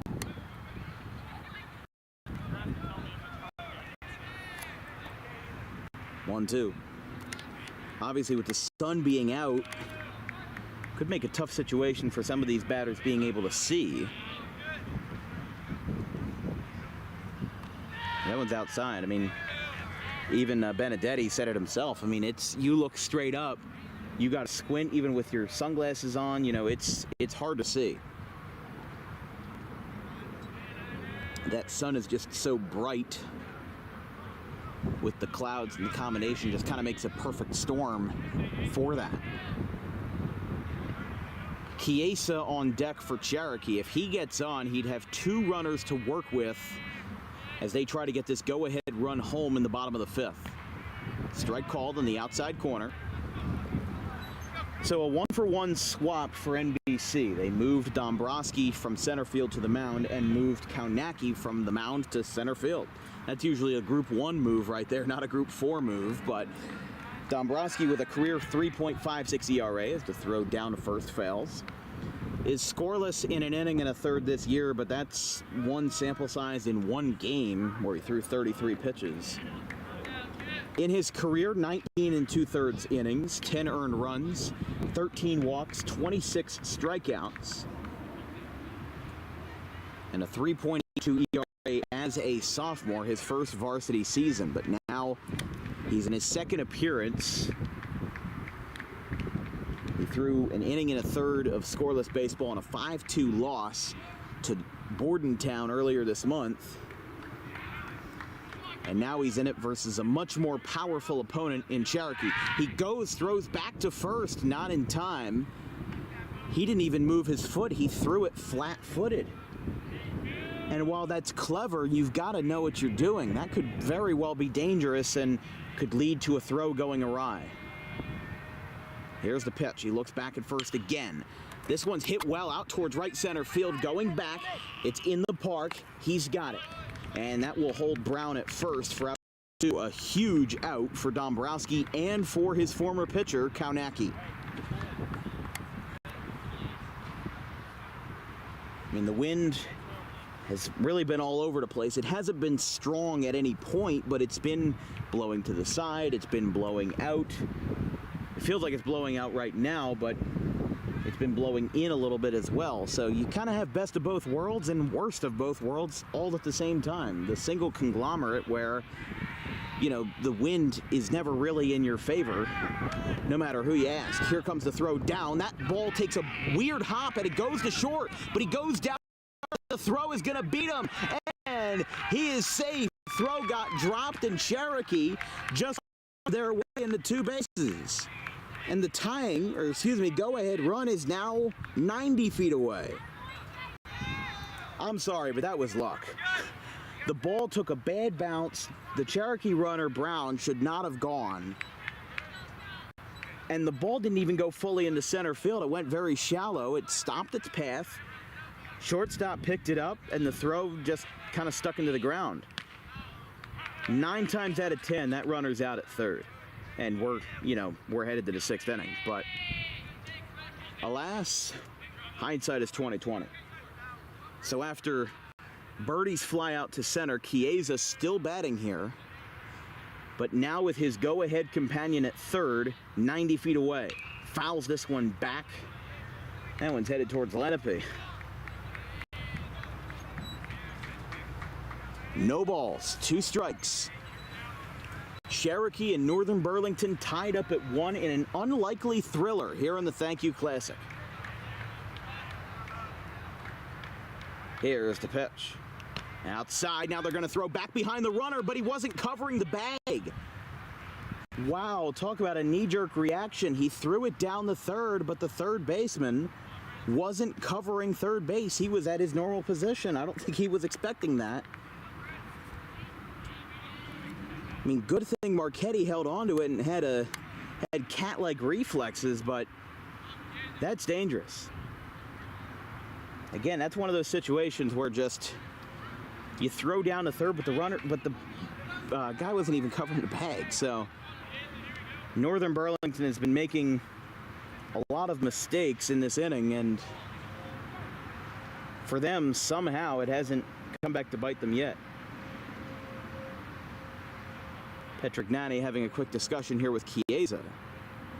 I mean, don't get me wrong, Northern Burlington is a very good team, and expect them to move up in the rankings this week if they can hang on and beat Cherokee, because this team has been very good tonight, just holding down Cherokee with this performance from Kaunaki. He steps off.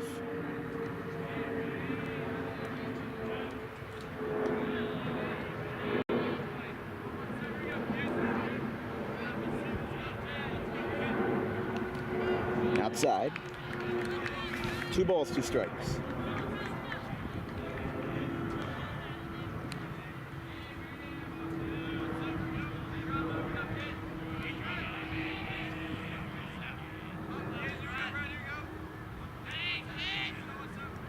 Chiesa, high chopper out to second base. It drops, and now the throw down is in time. He got him.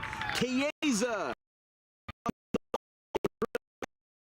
They leave that go-ahead to Cherokee. Again, they taste victory in their hands, but it is snatched right away. Chiesa grounds out, and the side is retired. We've got 2 more innings to play in regulation. It's 1-1 after 5.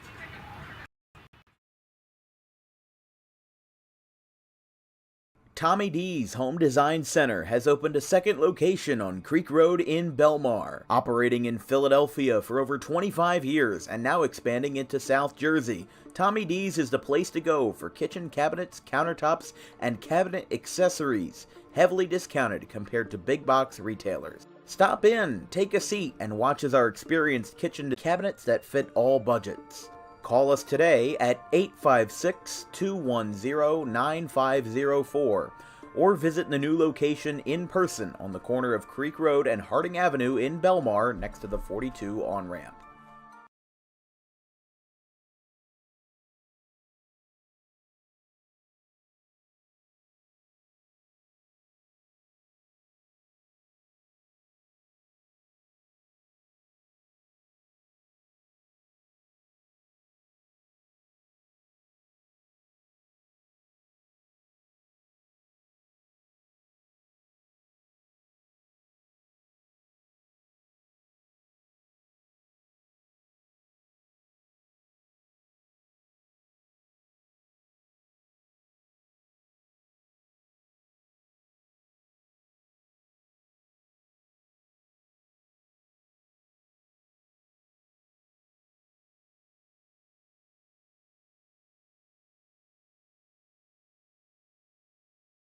Incredibly impressive for a guy that has not pitched more than an inning and 2/3 in any high school start.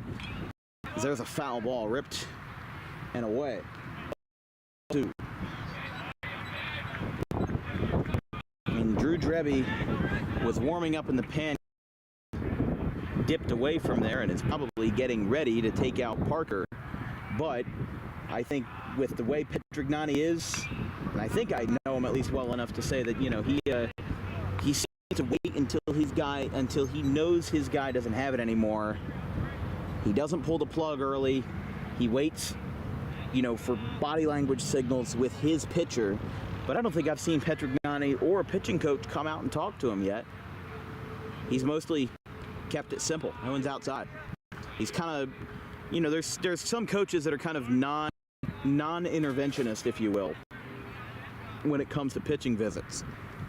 If a guy isn't really in his groove, like, he'll give it a while and let him figure it out on his own. And I think this is kind of like the the groundbreaking experience for Parker New. He's a freshman. He's going to be in situations over the next 4 years in 25, 26, and 27 where he's not exactly going to have that same support as there's a line drive foul. It's better to say now that, you know, if you don't do all that well, you'll be fed to the wolves, and we'll bring you back. But sometimes you have to have those experiences first without somebody intervening and disrupting your groove every 2 or 3 batters. That one is a line drive. That's going to be over the head of the left fielder. He misstepped. It hits off the base of the wall. That might be it for New. The ball gets botched in left as Birdie makes a rookie mistake, and a leadoff double from Northern Burlington. The bat of Luca Menino, the DH, and the go-ahead run is on second base. And again, that wasn't even New's fault. A line drive to left. You saw Birdie, he didn't backpedal. I think he just kind of misinterpreted it. The ball went one way, and he kind of stood there and went straight up. I think by the time he realized that ball was going to be over his head, or at least close to it, it was a little too late. And a big mistake by Cherokee puts the go-ahead run in scoring position. A bunt, but he pulls back. It's 1-0. So here is Benedetti. He walked his first time, and now in the middle of the at-bat, this might be it. Petrignani is coming out. Menino on second base, the go-ahead run. We'll see if he takes the ball away from him. And I think he might just be talking to him here. Like we said, Petrignani goes through all of the different avenues and options before he does that. He doesn't want to disrupt the pitcher's groove. If somebody is rocking and rolling and they're doing great and they're doing fine, he'll let him be. It's when he starts to get into trouble, and even he might allow a little trouble first because he's got confidence in his offense. But it's the sixth inning now. And we've seen that Cherokee's offense just hasn't really had it versus NBC's staff. They've only gotten 3 hits on the board. And that is the 4th hit of the game for Northern Burlington and the first extra base hit with the leadoff double by Menino. As now another bunt. This one's popped up. It's going to drop. Nobody's there. Nobody's there. Menino gets to third. And a bunt base hit on a botch in the infield puts that go-ahead run 90 feet away.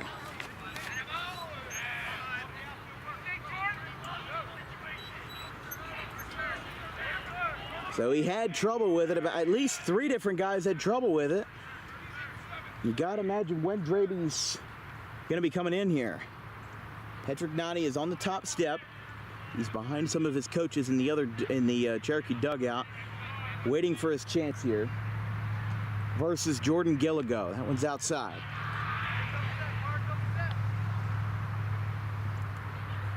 I mean, look, Northern Burlington, they left the bases loaded in the first. They've left a fair share of runners on. Wouldn't be too surprising to say that, again, he's got confidence in Parker New. He's seen what he's capable of. As Cherokee right away getting Draby back out to the bullpen, as it's been a little while since he was out there. Gilligo this year, 6 for 23. As a strike is called. 2 RBIs, a .261 average, and a .304 slugging percentage this year. Had a multi-hit night and a 5-2 loss to Bordentown. Here's the pitch. Swing and a miss. 2 balls, 2 strikes. Nobody out, and that's the big problem. Runners on the corners here. Fouled back, still 2-2.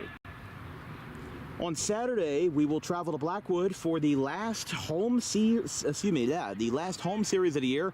A 2-game doubleheader versus RCSJ Cumberland on Saturday the 4th. Those games are at 12 and 3. And the pitch. Swing and a miss. Strikeout number 8 for Parker New. And Draby right away, as we said, getting a pitcher and catcher. He's still warming up there. And I think like we said, the first rumblings we saw of him warming up was in the fourth when Northern Burlington did get a couple runners on. So I think he got to rest a little bit and they didn't want to get him rusty. So here is the lefty, Marchetti. That one's down 1-0.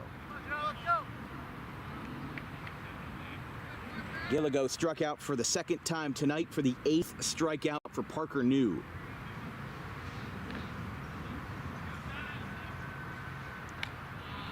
That one misses. So the RCSJ Cumberland Dukes will come to town here in a quick pitcher and catcher meeting. Actually, the whole infield's coming in, but the coach can't come out. That's the problem. The coach can't come out or else he would have to take New out of the game. Remember, the rule is that if you visit a pitcher once, it's okay in an inning, but if you visit him twice in the same inning, then you have to take him out. The same rule applies for Major League Baseball as well, and pretty much all levels of baseball. It's pretty universal. First time you're okay, second time you have to pull him, regardless of situation. That one's up and in.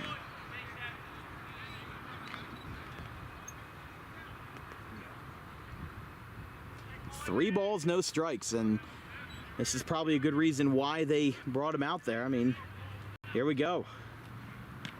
Strike called. That one was right down the pipe. Just probably needed that, confidence boost again, but you just have to have the confidence for those 2 outs. Don't hit the ball on the ground, hit the ball in the air, force a pop-up, or get a strikeout. They get neither. That one is floated out to short. Brown boots it. Brown couldn't get the ball, and Northern Burlington takes the lead. 2-1. Play it short gives the Greyhounds the lead as Marchetti gets on. And he rises from his chair, and he will pull Parker New. An incredible performance by him with only 1 earned run on the bases loaded walk. The second run will be unearned on the error by Brown, but it's 2-1 Northern Burlington as they get runners on the corners again. Scoring is Menino, who had that leadoff double. And what a night for Parker New. 8 strikeouts, 5 1/3 innings, which is not all that common for high school, but Petrignani let him go to distance, let him go as far as he could handle, and at the sight of adversity, they take him out. I mean, he saw a lot of adversity tonight, that's without a doubt. Drew Drebby coming in for the Chiefs. It's 2-1 Greyhounds in the top of the 6th, 1 away.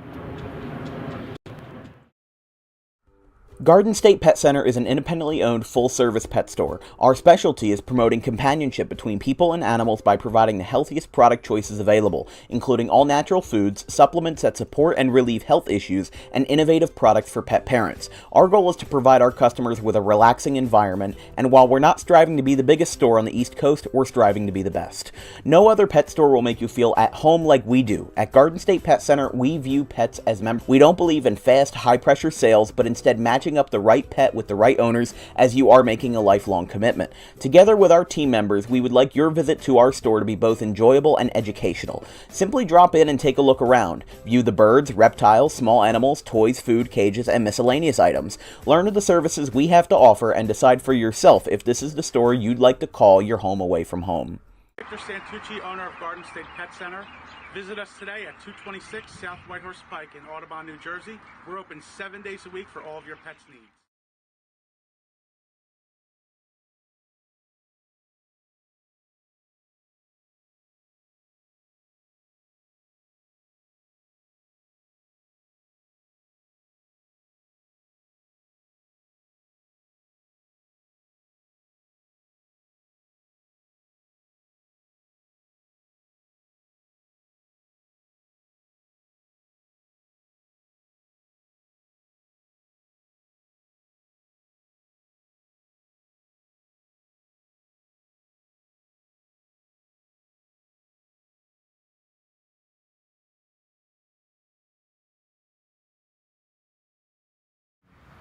Cherokee's pitching staff tonight has been led by the underclassman, Drew Drebby, the 5'10" sophomore right-hander making his high school varsity debut. He has not appeared in any games this year, and again, this is kind of the workload, and this is kind of what you have to sign off on when you go into the Diamond Classic. You played a 10-inning game yesterday, you're playing a full 7 tonight, and you've got another game tomorrow, Friday, Saturday, and Monday again. There's a line drive foul off the bat of Kaunacki. The next time that Cherokee will have more than one consecutive day off is May 11th. So they've got a good 6 or 7 games with only sporadic off days in between. So this is the tough stretch of the year. The first couple of weeks, are pretty good, but you have to consider how many games were wiped out because of that first week of rain. The first, second, third, fourth, and arguably the fifth all had cancellations because of the rain. That's an entire week that has now been condensed, and honestly, a lot of it goes down to, remember the change they made 2 years ago. I remember covering games for Audubon. The last regular season game in 2022 was May 26th. By that time, you're in the second round of the playoffs. Seeding is done 10 days earlier, and the last day of the regular season is a good, 6 or 7 days shorter, with opening day being moved in as well. I mean, it's just surprising, to say the least, because think about it with the fact that you are now forced to play more games in a shorter amount of time because of the fact that not only was that season shortened by the NJSIAA last year, but at the same time, also had that first week of rain knocked out. So if you're playing, say, 20, 22 games in a season, you really only have, 6 weeks to get it done? That one is hit well with a nice crack of the bat in the shallow left center, calling for it. Birdie makes the catch, and a near collision in center field. Almost intervened. There's 2 away. But with that opening week being knocked out, and with the last week of the regular season ending on the 16th and 17th, you really have 6 weeks to get in 22, maybe, 23, 24 games. And that has led to a lot of out-of-conference cancellations, because now teams have to kind of strictly focus on their conference games and then series like this in a Diamond Classic. Because with how little time there is in between, I mean, all round of 32 games had to be played by the 1st of May, which is tomorrow.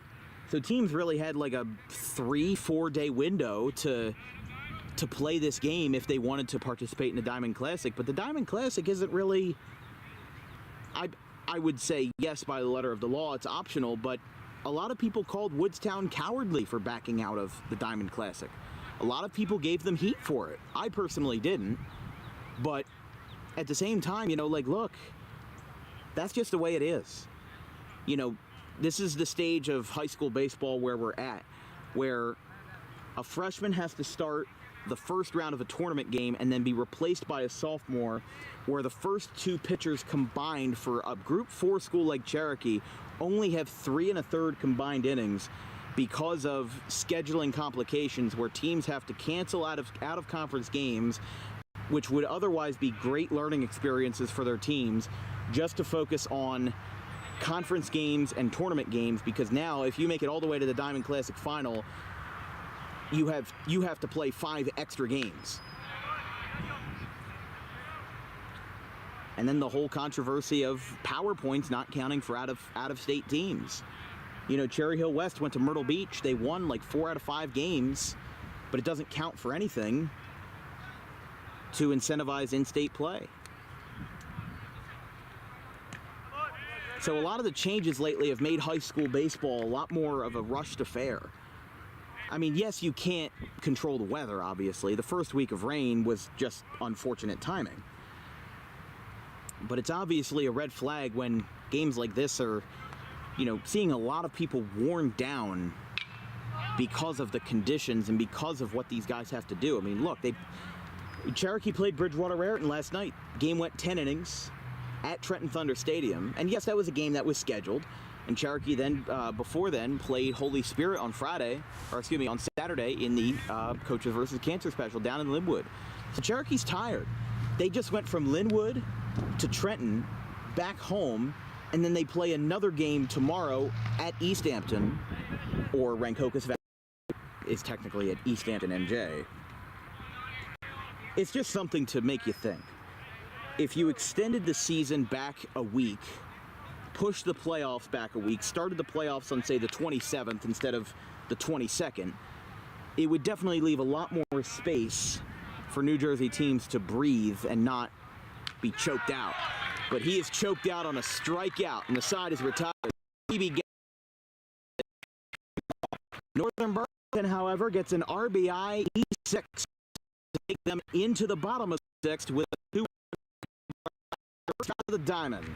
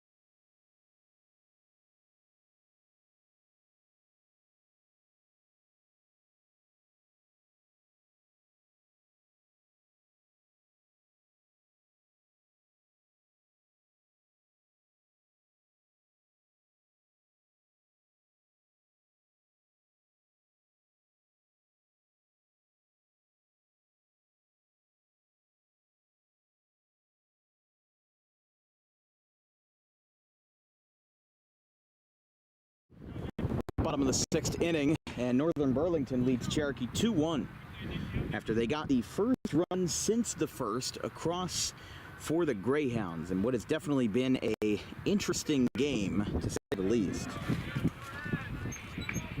With 15 combined strikeouts between both pitching staffs. That one's inside from Dombrowski.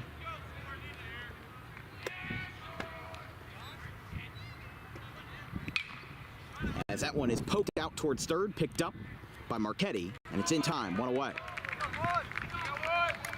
So Enriquez is retired, and that brings up Brett Jackson, the lefty, for another lefty-lefty platoon here.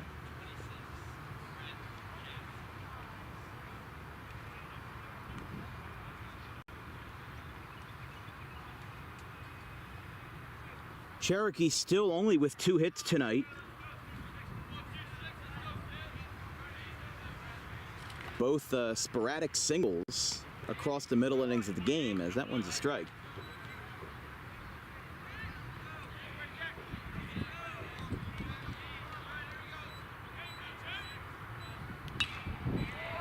Fouled back. Staying alive, 1-1.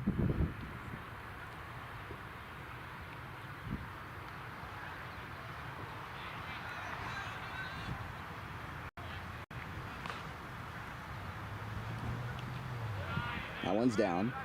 For the rest of the Diamond Classic bracket, Gloucester Catholic and Highland play tomorrow.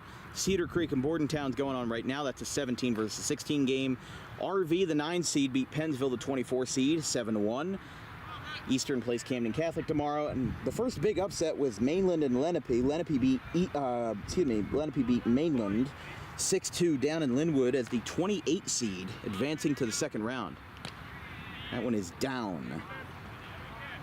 The other games that have been completed, Egg Harbor edged out Seneca 4-3, and that might be another symptom of what we've seen with this tournament expansion, is that only 3 games have been played. This is the 4th game. The other ones going on today, which I don't have too much information on outside of that, are Bordentown Cedar Creek, Morristown BT, as there's a base hitting the right.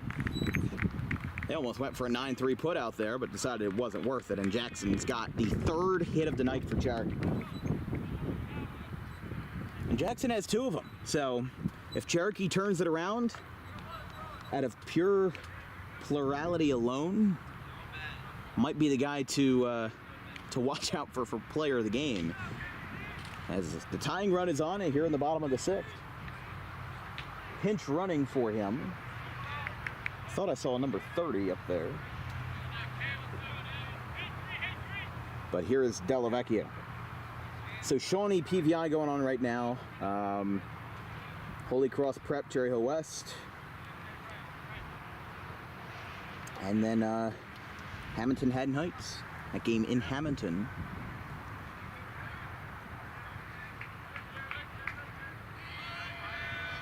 Yeah, that is a number 30 on first base.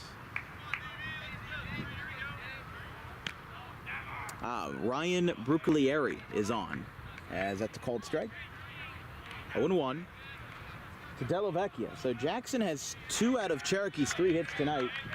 Della Vecchia 0 for 1 with a walk and a strikeout. Takes that one low, 1-1.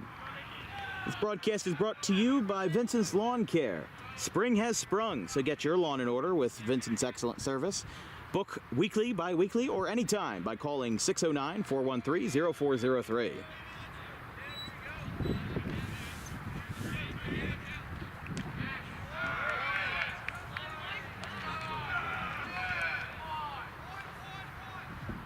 One ball, 2 strikes.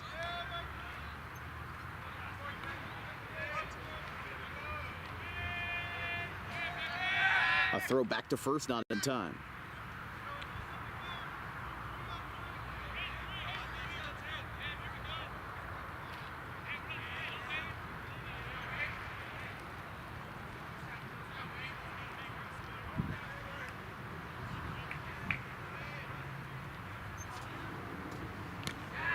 Strike called, so sorry, it's 2-2.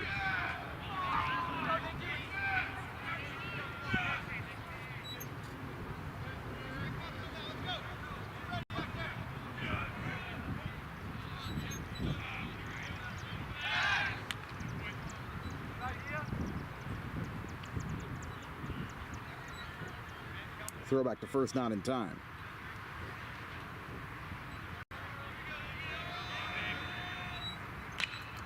That one is cracked down the third base line. That's a fair ball for Della Vecchia. It goes towards the corner. Runner holds at second, Brucalieri. And now hit number 4 for Cherokee comes at the time. He came into that at bat and just ripped it. And he had 2 strikes against him too. So I wonder if Darling is going to make a change anytime soon. There's nobody in the bullpen for NBC. But after the base hit by Della Vecchia, here is Lucarelli, the right fielder. He has had Cherokee's only RBI in his second high school varsity at-bat. And that's going to be a hit-by-pitch. It got him in the ankle. The ball skipped away, but it didn't matter. Are they calling him back to the plate?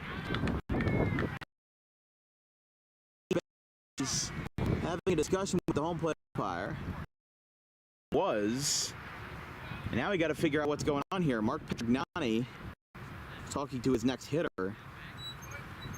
I didn't know if it hit him or not. I guess it must have gotten him probably on the top of the foot, is my guess.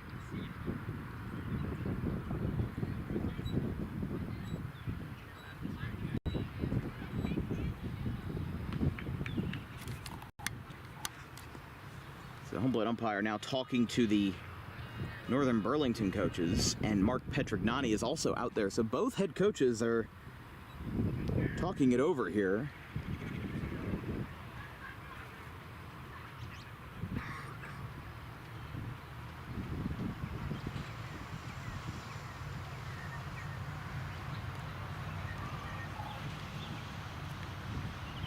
Now the home plate umpire going back out to the mound, and actually that's the infield umpire that is going back to his station. So, well, the thing is that now Lucarelli has grabbed his bat again, so they are going to overturn the call, and it's now 1-0 on a ball. Both runners do advance, and now they're on second and third, the tying run. Lucarelli looking for his first varsity hit in the biggest spot yet. Here's the 1-0. Strike right down the pipe on a changeup.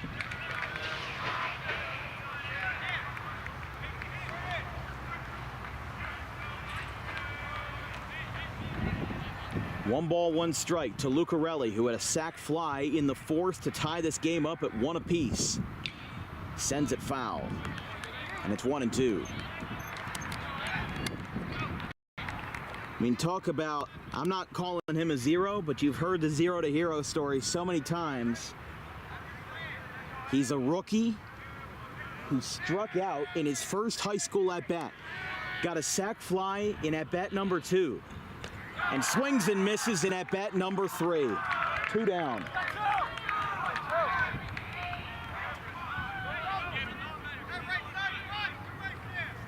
You were really pulling for Lucarelli there. You wanted him to have some heroics as a youngster just breaking through with Petrignani's Chiefs, as a strike is called. I think that one was outside. Wow. I didn't think that was a ball, but to each their own. Drombowski adjusts himself on the hill versus Brett Gable. One of the 3 Bretts for Cherokee tonight, as he is trying to have the biggest impact yet for the Chiefs. Here's the pitch. Outside. Oh. On deck for Cherokee, if the inning continues, is Nate Linden. But this is the stuff dreams are made of. Tying run on third. Go ahead on second. Bottom of the 6th. And as I like to say over and over again, nowhere to run, nowhere to hide. Popped up, first base side, and it goes out of play. 2-1. Speaking of 2-1, it's a 2-1 game in the bottom of the 6th. Northern Burlington leads Cherokee here in the first round of the 50th annual Diamond Classic. Cherokee the 7 seed, NBC the 26 seed. We could very well have a repeat of Lenape Mainland here tonight, with Cherokee starting a lot of underclassmen.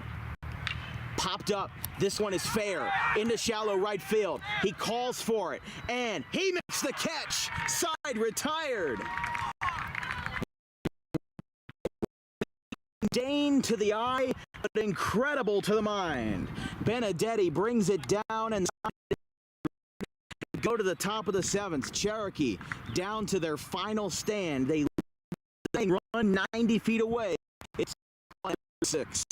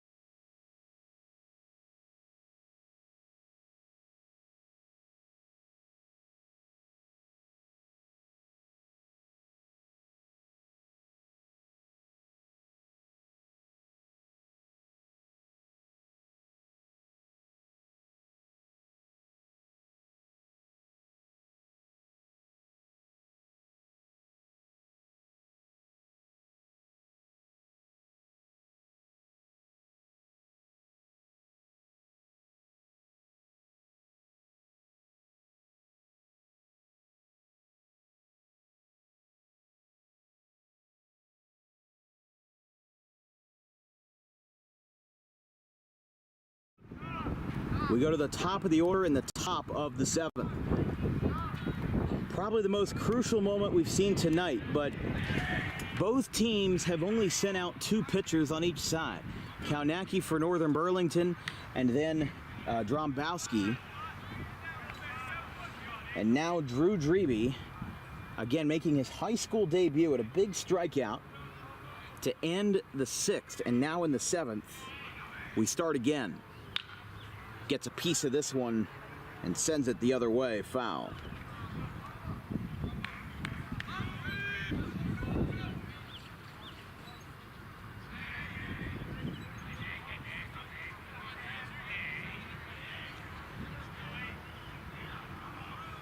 .557 local time here at Cherokee. That one's foul.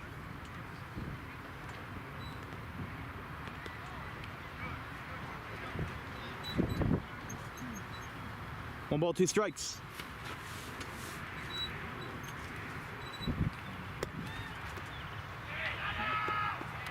One, 2, and 3 versus the rookie right-hander. Pokes this one out towards left. That's going to drop for a base hit.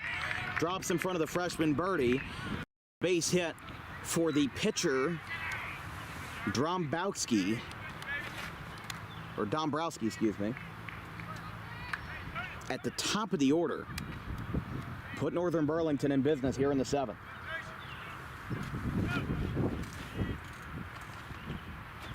I mean, I know I've said before, you know, the highest ranked team in last week's South Jersey Power Rankings was Burlington Township, and they were like 17th. Everybody else was either a Colonial, a Cape Atlantic, an Olympic, or a Tri-County. The BCSL, for a while, hasn't really been taken all that seriously in South Jersey baseball. There's a foul ball down the right field line. The bunt rode its way all the way to first base, but no cigar. 0-1.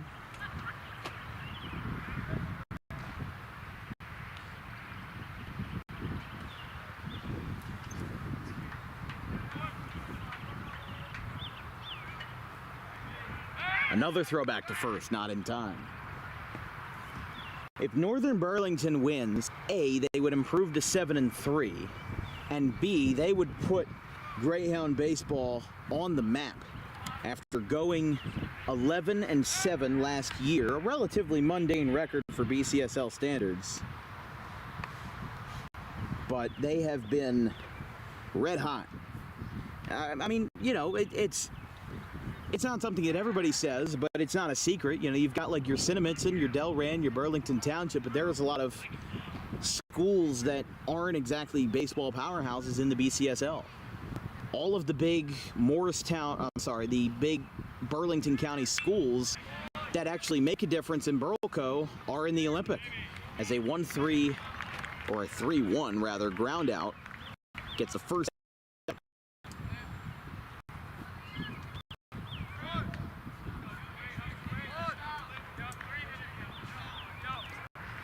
Dombrowski moves to second base, and here is Liam Vellick.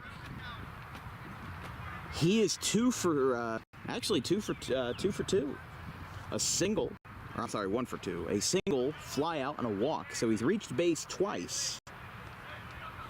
But he has been one of the thorns in the side of Cherokee tonight off of their young pitching staff. NBC has a right-hander warming up in the pen. There's a foul ball. And that right-hander in question is number 7, Cole Marchetti, who started this game for the Greyhounds as the third baseman. Has made a couple of good spears and a good bunch of plays tonight, but now he has a chance to close it out in the 7th. Here's the pitch. Popped up right field side and foul. 2 strikes against him.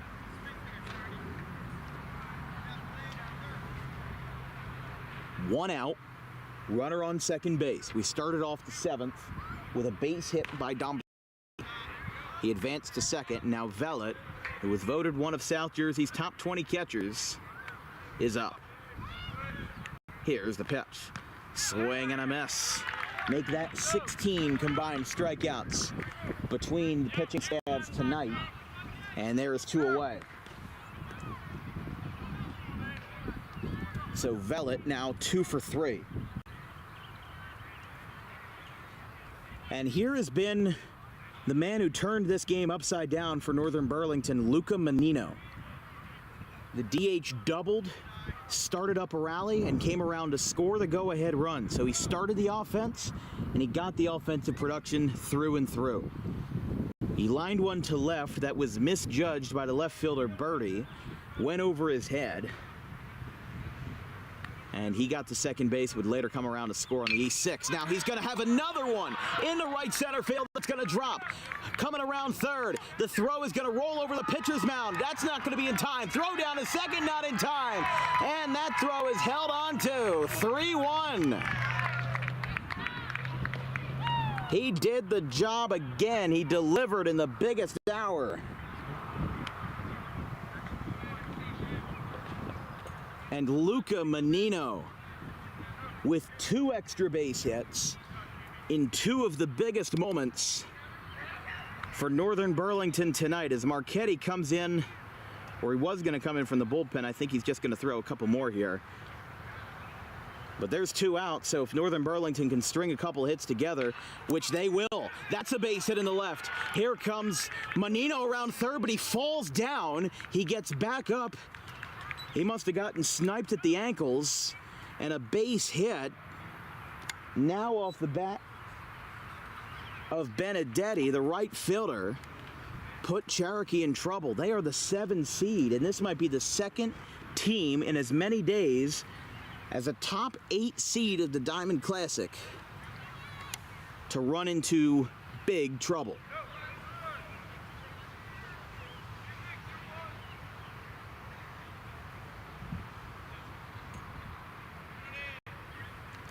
I know Menino is kicking himself the fact that he tripped over at third.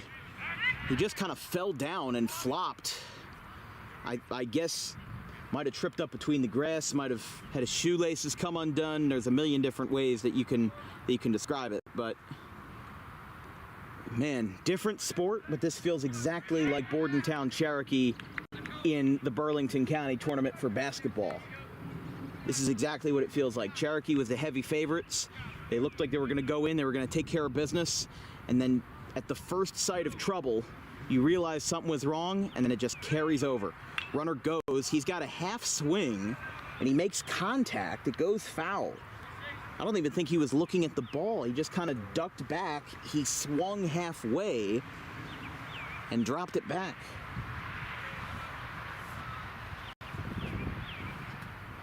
It's 0-1 to Jordan Gilligo. Gilligo with a walk and 2 strikeouts, so he is due, to say the least. 2 outs, 2 runners on for the Greyhounds with a chance to extend their lead. Here comes a strike call. He pump fakes the throw because Menino started going off of third. And no matter what you say, that's a smart play. That's a smart play by Northern Burlington, that is. Because if Menino, if he has no intent of stealing home, he starts to go. So if the catcher pump fakes, he'll go back. And if the if the catcher succeeds with his throw, then he could just break for home and do that classic high school trick play to extend the lead to 4-1. Takes a curveball chopped high. That's a fair ball. And it is called foul. Must have rolled over the line at the last moment. But still a 2-strike count. Still 0-2 to Gilligo. Marchetti had to come in because he is the on-deck batter. Northern Burlington has carried themselves really well in the 7th inning, and that offense has been really late but really productive. There's a line drive out to third. Chiesa throws it down, and it's in time, but Cherokee's got work. They have 3 outs to put up 2 runs to tie this game. Crazy things have happened, but the crazy thing that's already happening is that Northern Burlington is leading Cherokee 3-1, going to the bottom of the 9-1-2 for the Chiefs in their last stand. We'll be right back.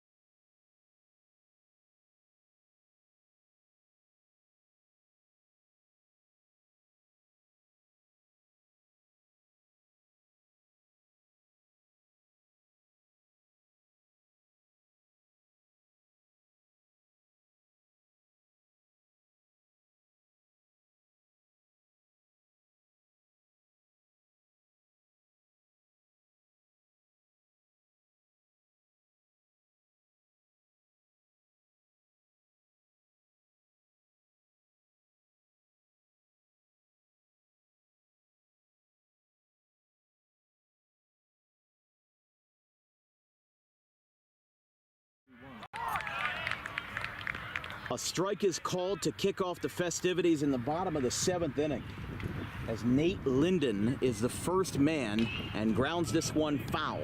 0-2. Linden, Bryant, and Birdie. All three hitters have not gotten a single hit for Cherokee. Between the three, there's one walk, a fielder's choice, and that's really it. Linden is 0 for 2 with a fly out and a ground out to third. And trying to close it out for a 9-out save, as that one is down, is going to be Drombowski. So Drombowski, the junior left-hander, had an inning and a third in just one appearance of scoreless baseball, and now he is also allowed a zilch amount of runs as he goes into his third inning of work.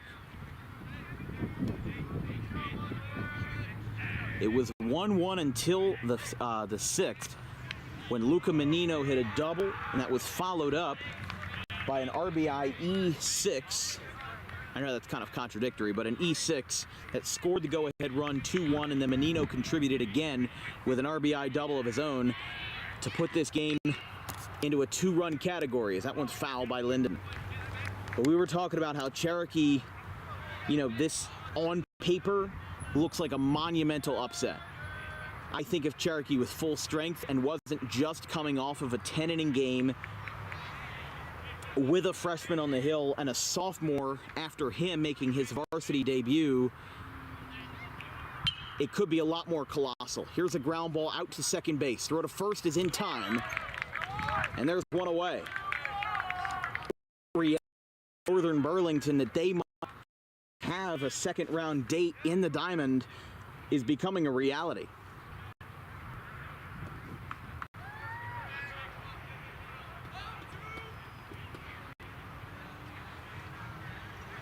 Cherokee's next game is tomorrow at Rancocas Valley, and then on Friday they play Bishop Eustis in another Olympic showdown at home at 3:45 on Friday. That one's outside.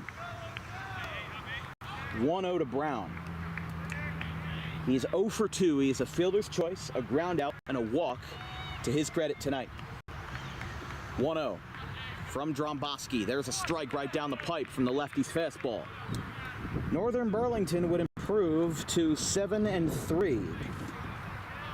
Their next non-diamond game would be against Cinnaminson tomorrow. And because they played on the 29th, this is actually their second of 5 consecutive games. They were at Delran, beat them 5-3. They're playing Cherokee right now and are 2 outs away from winning their 5th straight. They're home to Maple Shade on Thursday, away at Timber Creek on Friday, but hold that thought.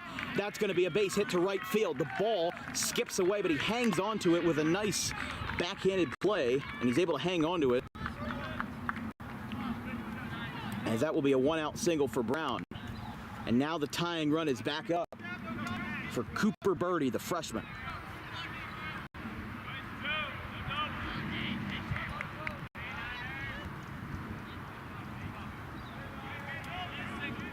Brown is the first batter in the top 4 of the order to have a hit tonight.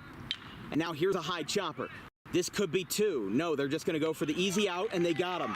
A 4-3, and we're down to the last call.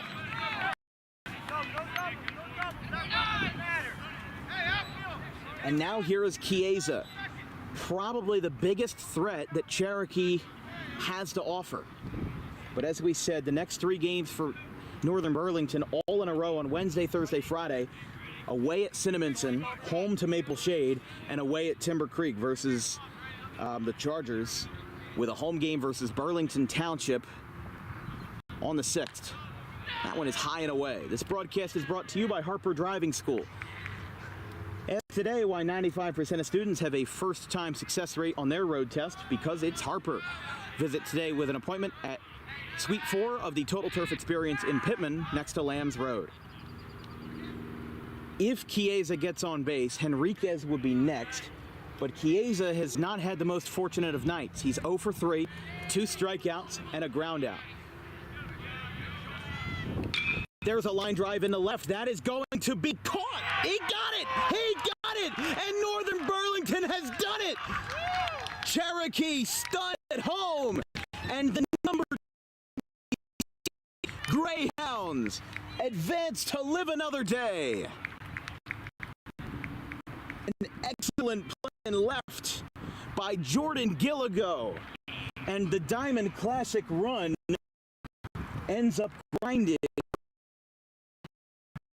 Oh my, what an ending to the game. Final score 3-1 in favor of Northern Burlington. And BCSL baseball, just for this one program, might be back on the menu. Oh my, a game, what a finish to that one. A diving catch by Gilligo to send us home with an incredible upset win. They will now play the winner of Pittman and Ocean City. Ocean City is the 10 seed, Pittman the 23 seed. That game is tomorrow, and whoever wins that game, it would be at the higher seed, which either way, Northern Burlington is on the road that next game on Saturday the 4th for the round of 16, because Pittman is a 23 seed and OC is a 10 seed. So it's either in Pittman or Ocean City. They are not going back to Mansfield on Saturday.